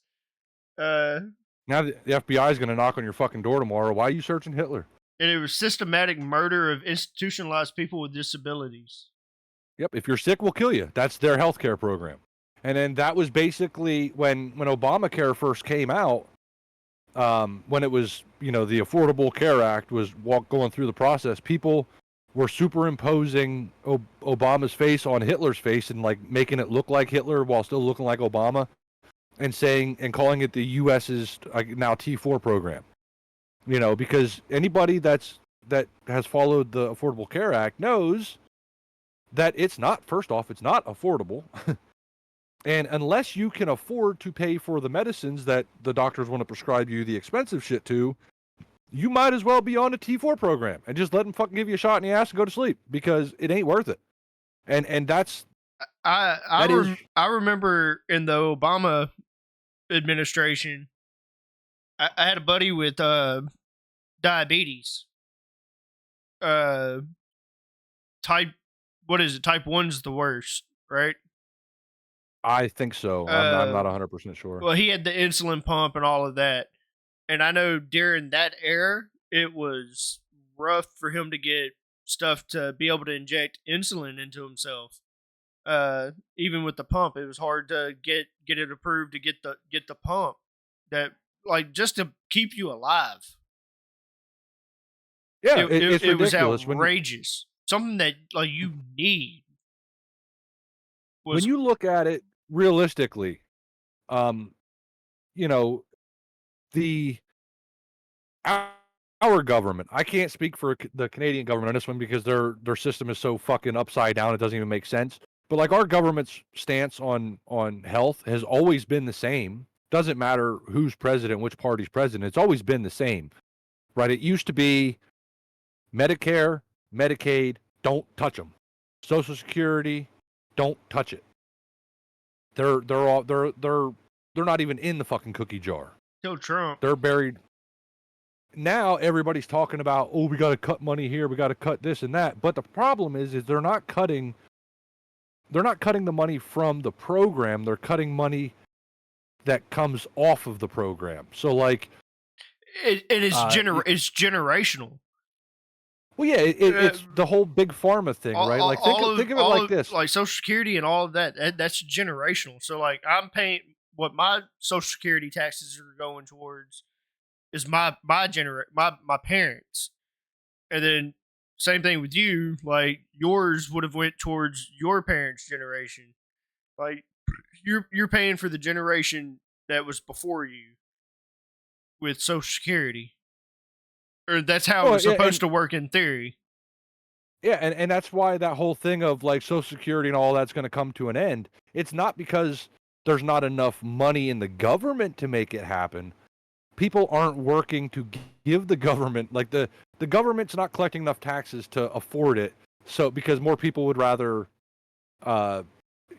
fucking go walk around the streets doing TikTok videos and get the money off TikTok, which, they might be doing good, making good money, but they're as an independent contractor, and I know this, are responsible for paying your own taxes. And half of these little punk ass kids that are doing TikToks, raking in all this money, Don't know how to even pay taxes. Yeah, they don't have a financial advisor or anybody to do their taxes for them. They're just like, hey, I just got a $30,000 check from TikTok. Yay, let's go buy a new car. Well, You're supposed but what to about the taxes? you're supposed to like 10%. Yeah, it's kind of, but and that's why I'm kind of glad that I know that I'll be dead before it affects me. Just in your kid's kid, screwed. My kid's probably Your screwed kid, when it comes yeah, to your that. kid's probably screwed, to be honest with you. But that's just, I mean, I'm screwed. Retirement age just keeps going up and up and up. I'm gonna be working till I'm 80. Like, yeah. Well, I'm the just way gonna it go. keeps I'm gonna go going. into prostitution. Did you not already do that?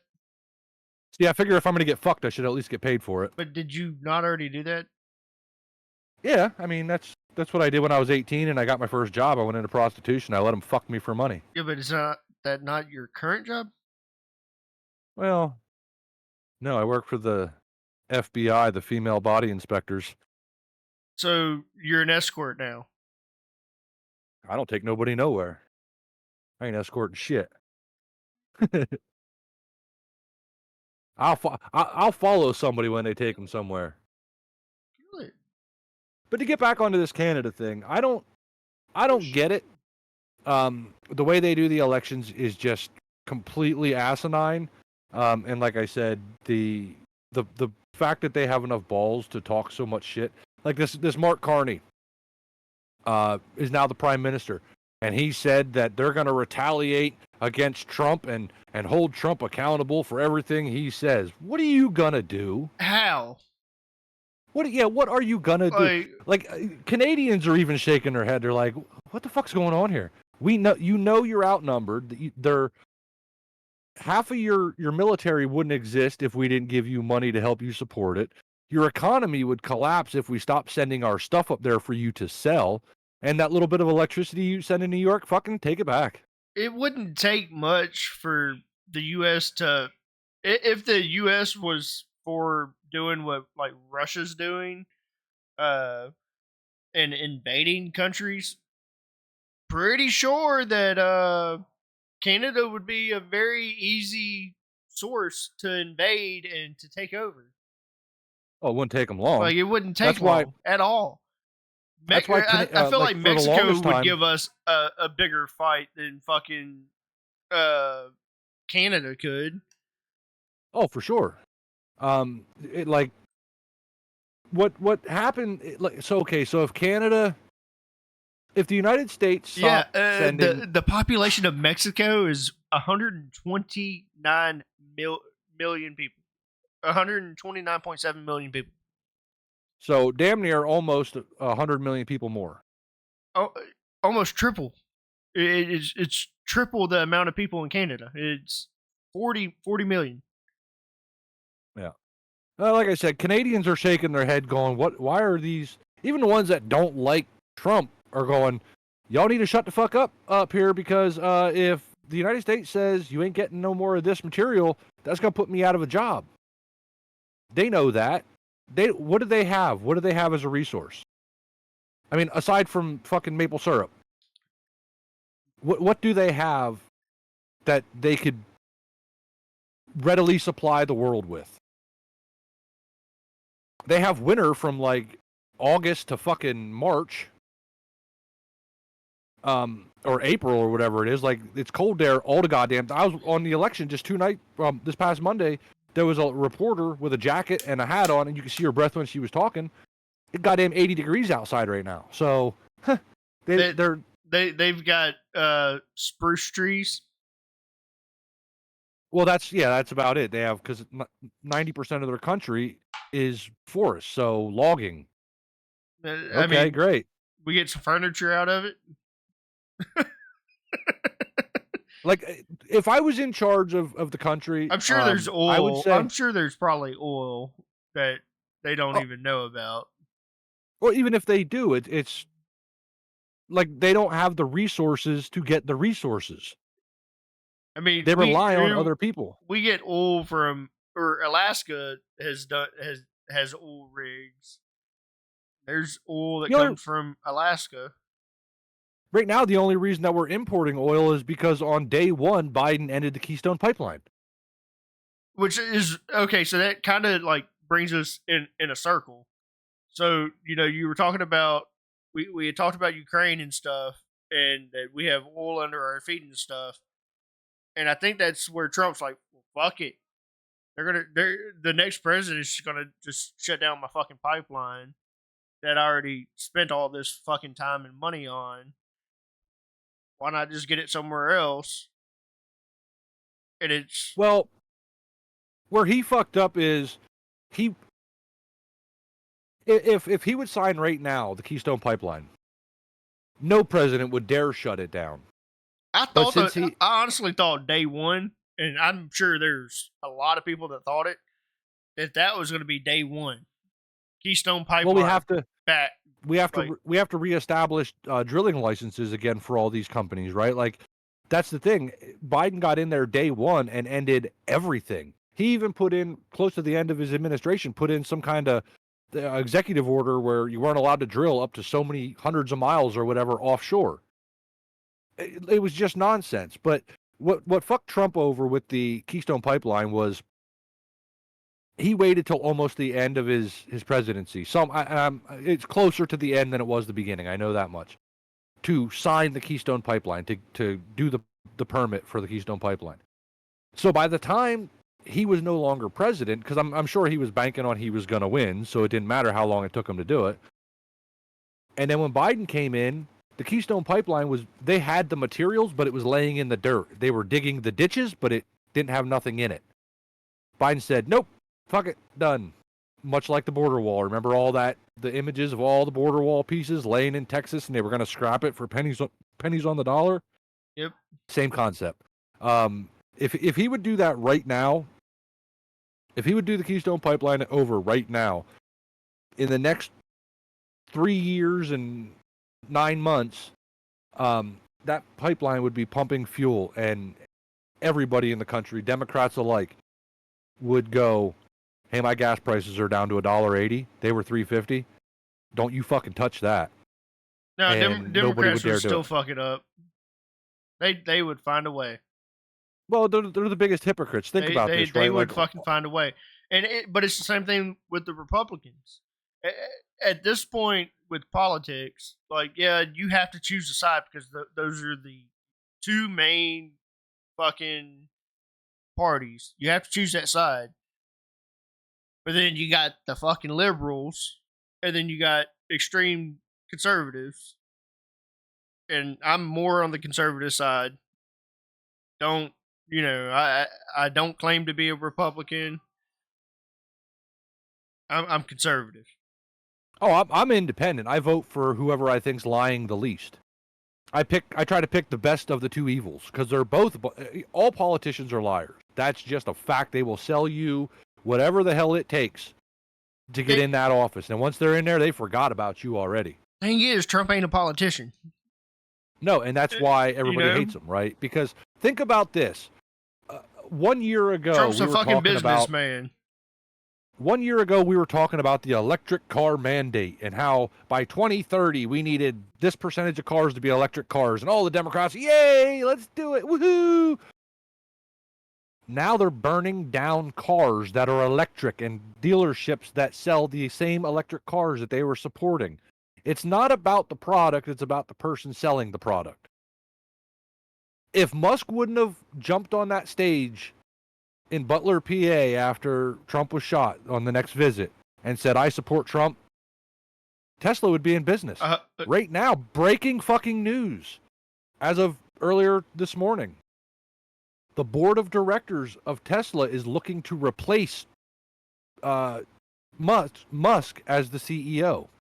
You can look it up yourself. It's there, out in plain sight. They want to replace Musk, but the problem is they can't be sneaky enough because Elon Musk sits on the board, so they can't have a board meeting without Musk. So like, and he's the CEO, so you can't kick the CEO out without the CEO agreeing to it. But they say, oh, we're looking out for our financial well-being because of all the damage that's done. Well, okay, fucking do something about it then. Prosecute these people. Don't go bailing them the fuck back out because they burnt your car. They're burning down factories with your logo on it. Don't go giving them their family money through a GoFundMe to bail them out of jail because they're going to go do it again because they know they're just going to get left right the fuck back out. And then you want to blame the guy that's trying to save everybody money. The same company that's getting deductions and shit prior to Trump being president, because of him, you want to kick his ass out. And they don't make sense. None of it makes, it's all stupid. It's just, it's Democrat versus Republican. And they're not ashamed. They're not ashamed to wave the flag that they stand on. Like me, like I said, I'm more independent. I like to think that I have a brain and I let myself think for myself. I don't let, what's going on around. But I look at the facts. If it hasn't been obvious that I pay attention to too much shit that most people don't care about. So I look at facts and statistics and metrics and things like that before I even form an opinion. I bet you half of you even listening to this right now don't do that. Like half the world don't do that. They just a bunch of sheep. They go with what's in mainstream media. Yep, what's popular right now, that's what I support. Yeah, and that's how it goes. They don't think outside of the box, which is what's wrong with the fucking world. Is nobody can think outside of the box. Nobody can think for themselves. They have to take other people's opinions and to be able to formulate their own opinion. But they don't even have an opinion because they're like, oh, I agree with this. And that's my opinion. Right. And that's that, what do they call it? The Mandela effect, right? Mm-hmm. If enough people say something happened, it'll start being said like it's true. Yeah. Yep. And then it'll just be, no, that definitely happened. I can physically remember seeing it happen. Yep. But then when you trace back to the origins of it, it's like, no, this dude that was smoking weed on a couch said that, and somebody recorded it, and they uploaded it to YouTube, and a bunch of people watched it, and now everybody thinks that in Zimbabwe there's a flying monkey that knows how to pick weed. I get proved wrong every podcast. Someone clips it and says that I get wrong. I get proved wrong every podcast. I need to start publicizing this shit because I said that it happened. It needs to stop being clipped. I said it happened, and I should have my supporters say that it happened. No, but fucking A.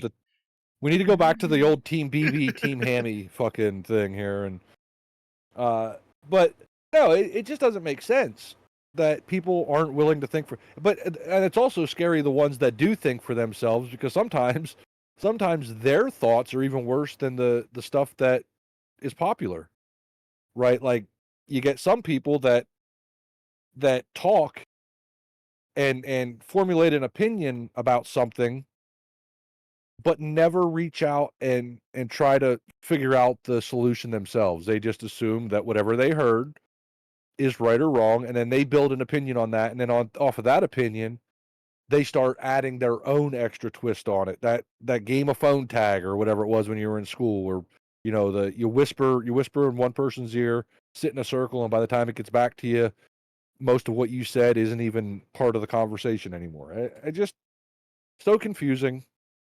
So confusing. Like Iran. These bastards there don't make no damn sense. And my co-host, he done ran the fuck off. Got a bottle of Jack. He run off. Got to go over there and do whatever it is he got to do. Now he's back. Yeah, we don't want to get into that. That's that Tennessee whiskey.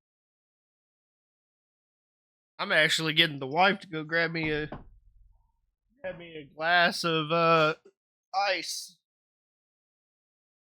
So, Hammy, I turned 30 this year. Oh no. That's been so long since I turned 30. I have leftover gifts from my 29th birthday. Gentleman's Jack, Crown Royal, your favorite, Old Fireball. I got some Crown Black sitting over here, some Old Smoky, some Tito's, New Amsterdam, a tequila what is that tequila? 99 Gold. I've never had that one. Got multiple whiskeys sitting over here. I'm gonna pour this Maker's Mark over ice.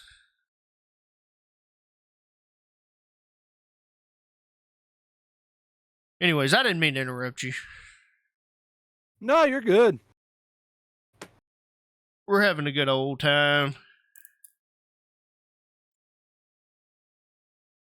So I looked up what Elon Musk drives on a daily, just out of curiosity, since we got on the Elon Musk topic. So he mainly drives a Model X. And he switches back and forth between his Model X and a Model 3, but he also does drive a 1976 Lotus Esprit submarine car from the James Bond movies, and he has a McLaren F1 that he drives.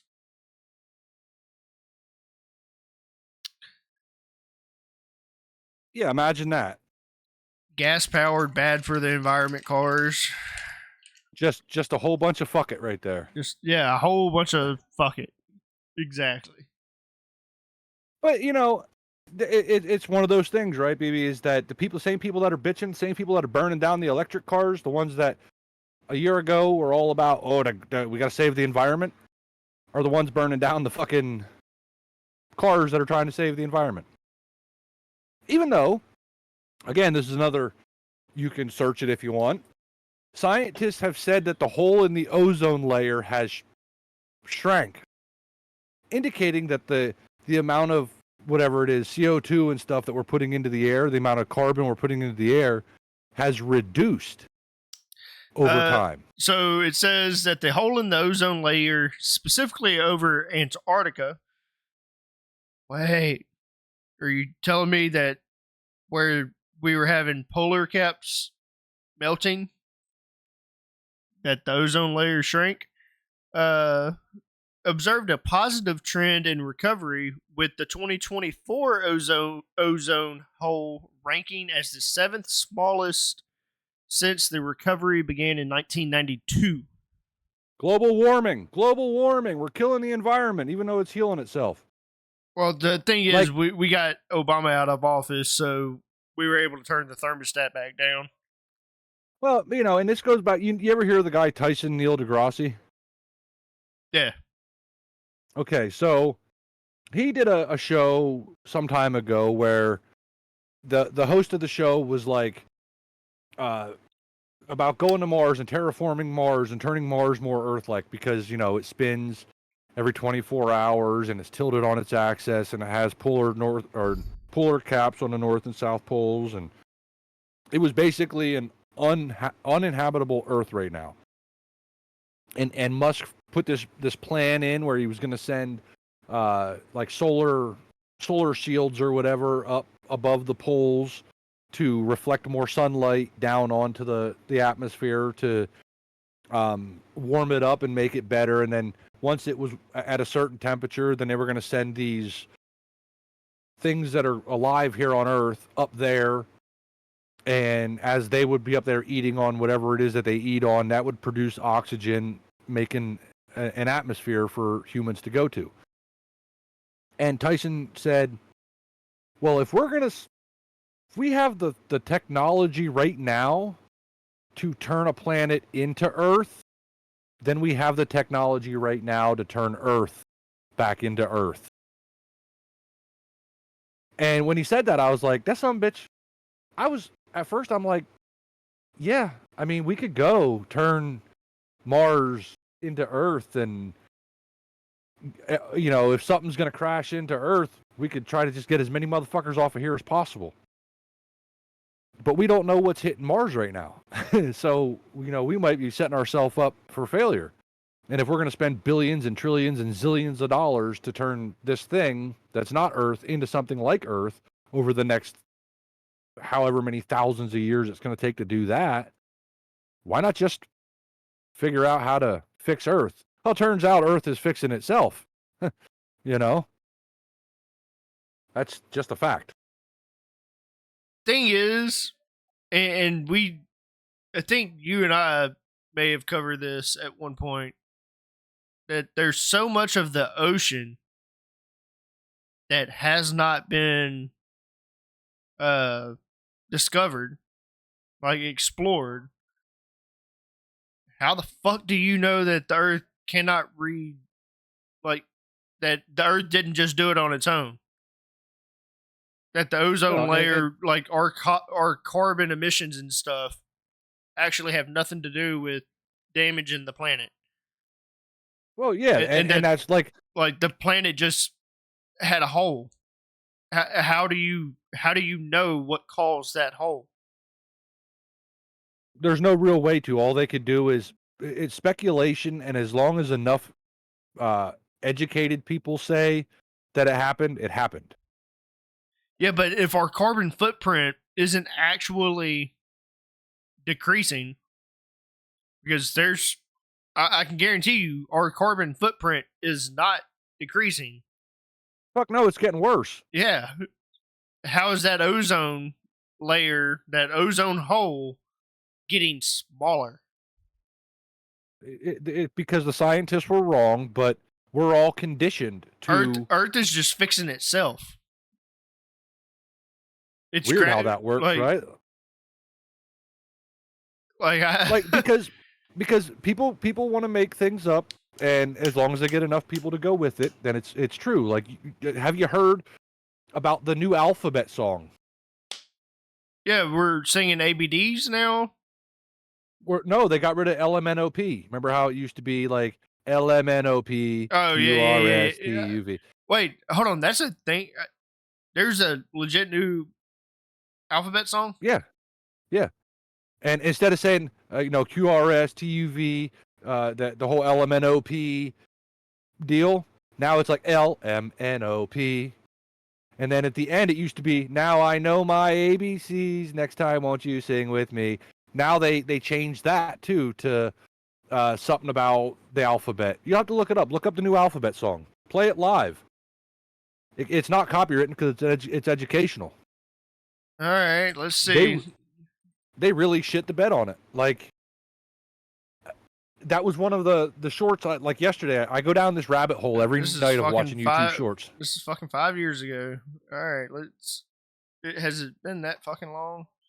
I don't know. I just seen it yesterday, so apparently I haven't been paying too much attention. But A B C D E F G H I J K L M N O P Q R S T U V W X Y Z A B. Are you fucking kidding me? I'll find it and send it to you because it'll still be on my history. I didn't even play it on the stream, so I'm gonna play it that last time. B C D E F G H I J K L M N O P Q R S T U V W X Y Z. What the fuck? Hold on, I'm gonna.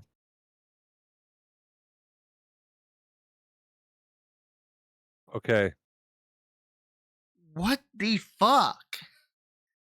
They slowed Okay, down. I'm gonna send you a link of the new 2025 version of the song. Okay.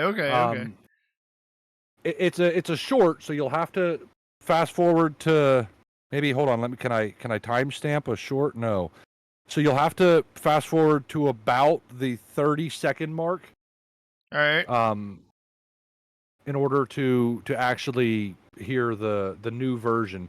And everybody knows how the song used to end, right? XYZ, now I know my ABCs, next time won't you sing with me? All right, so our chat just got leaked a little bit. I don't think there's anything in there that... Oh, I ain't got nothing to hide.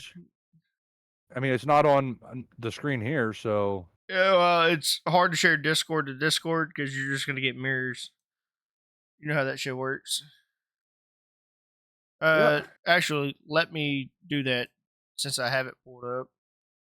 Share screen, Discord. It's going to be mirrors, like I said. Which is why I wouldn't normally do this. It's actually going to look weird. Do you know the alphabet song has changed? It's because the LMNO and they...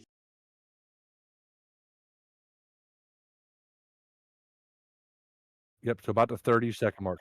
It feels illegal. We went to Good Shepherd. Are they going to sing the fucking song? What kind of news article is this?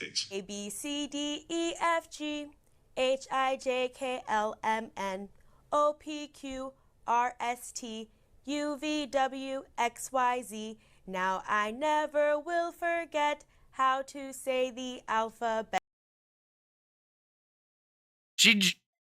Did she just say now I know my she changed I know my ABCs, now I know how to say my alphabet?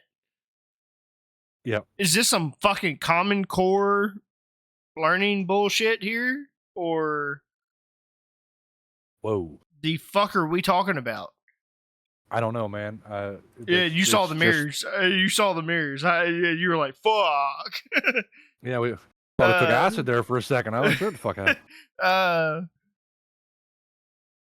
Welcome to 2025, everybody. So what I just played was relevant to it because they slowed down on the LMNOP. Yeah. Why? Fucking fine, And we then got changed. then at the very end, you want so okay. I can tell you right now, my son is about to turn 3 years old. Hammy probably like right there when I went, my son. He thought I was about to get angry. Hammy knows how I am. But you're telling me I'm teaching my son wrong? Well, as long as you sing it that way, then you will never forget how to say the alphabet. He can't say alphabet. No, but and that's the thing, right? Is why first off, we don't even teach people how to sign their fucking name, but we're worried about changing the alphabet song. Thank you. Because in 1999, so if you were born between 1999 and 2000, 1999 was the last year that they taught cursive writing. Or no, I'm wrong. My little sister doesn't know how to write in cursive. 1996 was the last generation, that last age group that know how to write in cursive. So I was taught from first grade to fifth grade how to write in cursive. And can sign in cursive, but I sign in scribble. I sign like a fucking doctor. It's B, boom. Like that's what you get. You get my first initial, my last initial, and swoop. You can kind of see where the D goes up when I do my swoop, but everyone's signature is supposed to be how it is. I'm sure you scribe when you write, more than likely, Hammy. Yeah, I often when I write in cursive, when I sign my name, I've already been asked, it's legible.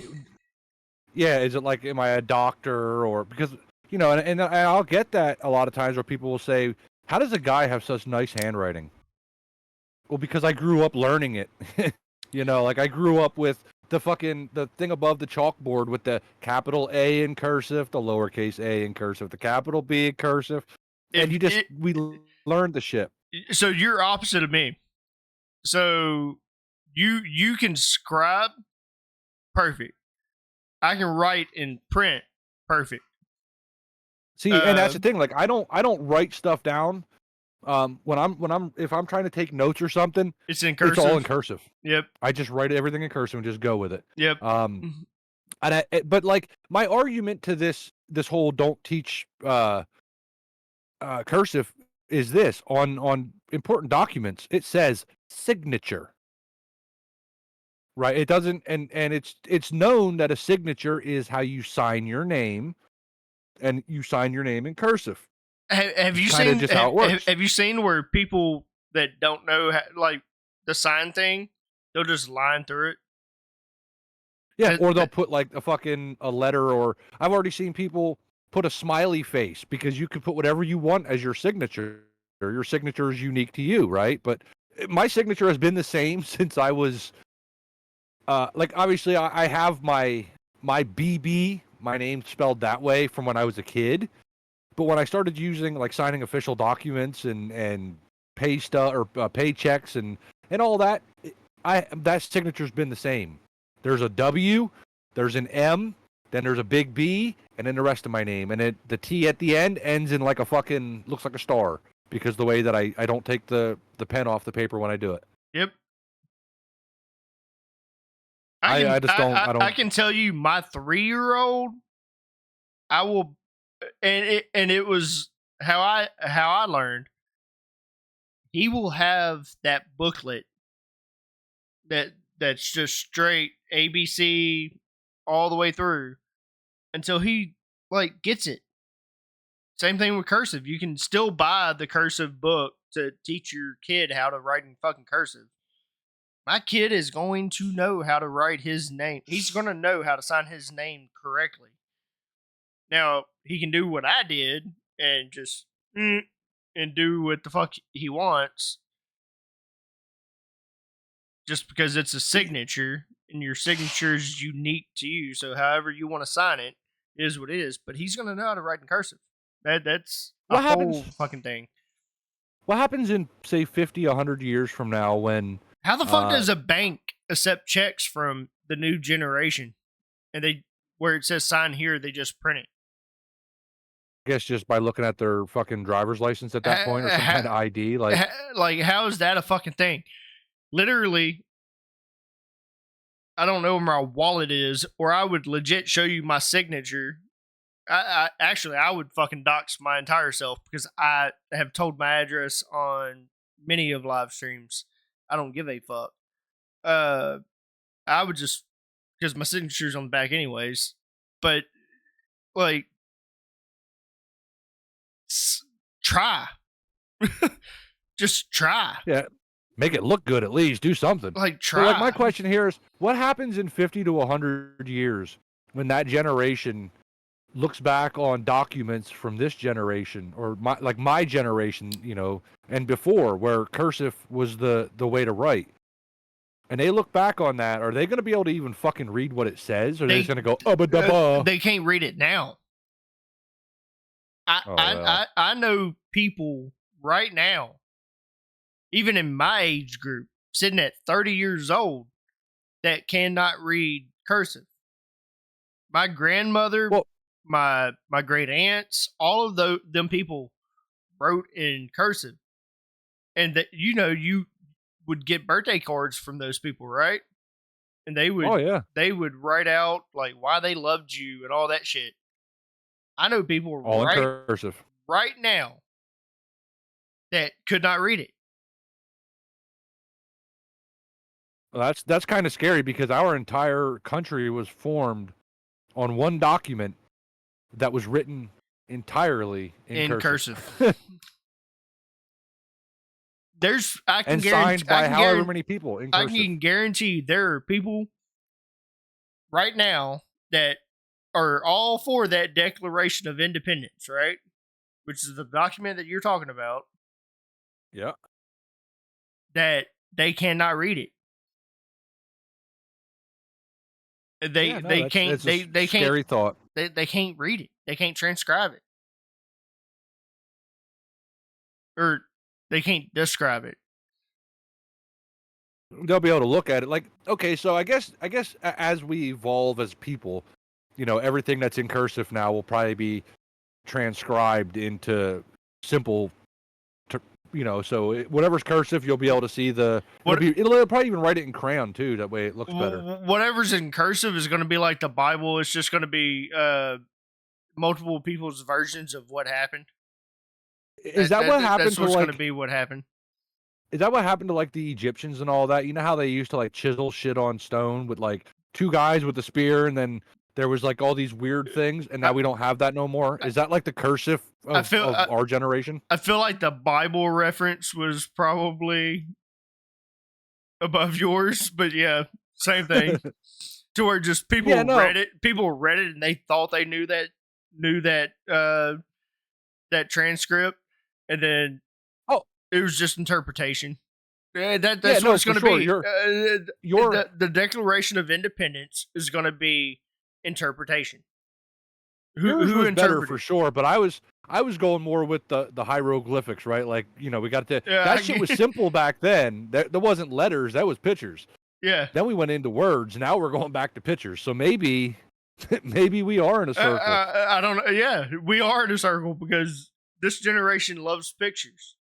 They love GIFs. Yeah. It's almost like that people say, and this is like one of those sketchy, you know, because all the gamer people are saying this, have been saying this for a long time, is, you know, with Jesus getting killed on the cross and then being resurrected on Easter. And it was really popular on YouTube and shit here this past Easter was Jesus was the first person to use a respawn.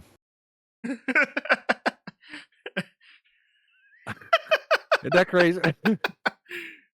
That's actually like really fucked to think about. Well, yeah, like think about it. Like that's a fucking. He was the first person to use a respawn. That's a fucking clip right there. And ain't nobody been able to use a respawn since then. Other people have laid dead on the battlefield, but one of their teammates came up and revived them. They never got that fucking. So the way that people watch this to the very end is I just said that's a clip right there, and they have to clip that. They have to clip that. They have to clip that because it's premiering tomorrow. And while we're talking about premiering tomorrow, Hammy Games. I know we didn't cover your last topic, but we're sitting at that's good. 2 hours and 20 minutes. We're at almost 2.5 hours. Me and you can go all night long. It is easy for us to just keep going. We don't even really need a run sheet. We used it, and we veered off of it many a times tonight. As always, it's been great having you here. I'm glad. Hold on, I got something for everybody to think about before you do that. I got one last thing. It's a simple thing for everybody to think about. Think about this until there's an answer that makes sense. Ready? If everything has a beginning and everything has an end, we know that as a universal truth. Where and when? Where did the universe begin? Where's the starting point? Is there a wall that stops? How long has it been there, and when will it end? Think about that. That's when you put it into perspective. Everything has a beginning and an end. At what point did what we know as a big universe, when was that nothing? And it was just, was it ever there? Did it exist? Are we actually ending this? Yeah. Yeah. Maybe. It's like one of those, okay, I got to go to bed moments, isn't it? And then 2 hours later. That's what it felt like. It felt like it was 2 hours later. Don't drag me down another rabbit hole. I see what you're trying to do. No. We can't go 4 hours. I'll talk to the producer and see what happens. Until next time, guys, I promise you we will have a live episode next Friday. Next Friday, I got to be an old guy here. Next Friday, the 5th is Monday, which is Cinco de Mayo. The 9th, so May 9th, we will be live, back in the studio, and you guys will be able to comment live and all that good stuff. Hammy Games, I'm sure, will be here live tomorrow during the premiere. I will not be available, but Hammy Games will be here to comment. I am pretty positive. Sure will.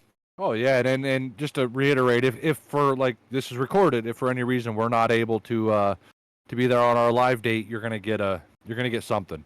Whether or not we have to re-air a previous episode, it is what it is. We'll have something for it up there. We won't ever re-air a previous episode. That won't ever happen.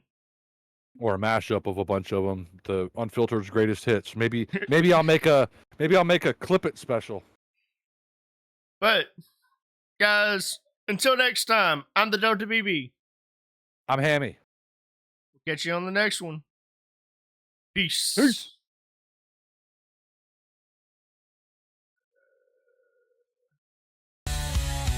Welcome to the aftermath. We're breaking.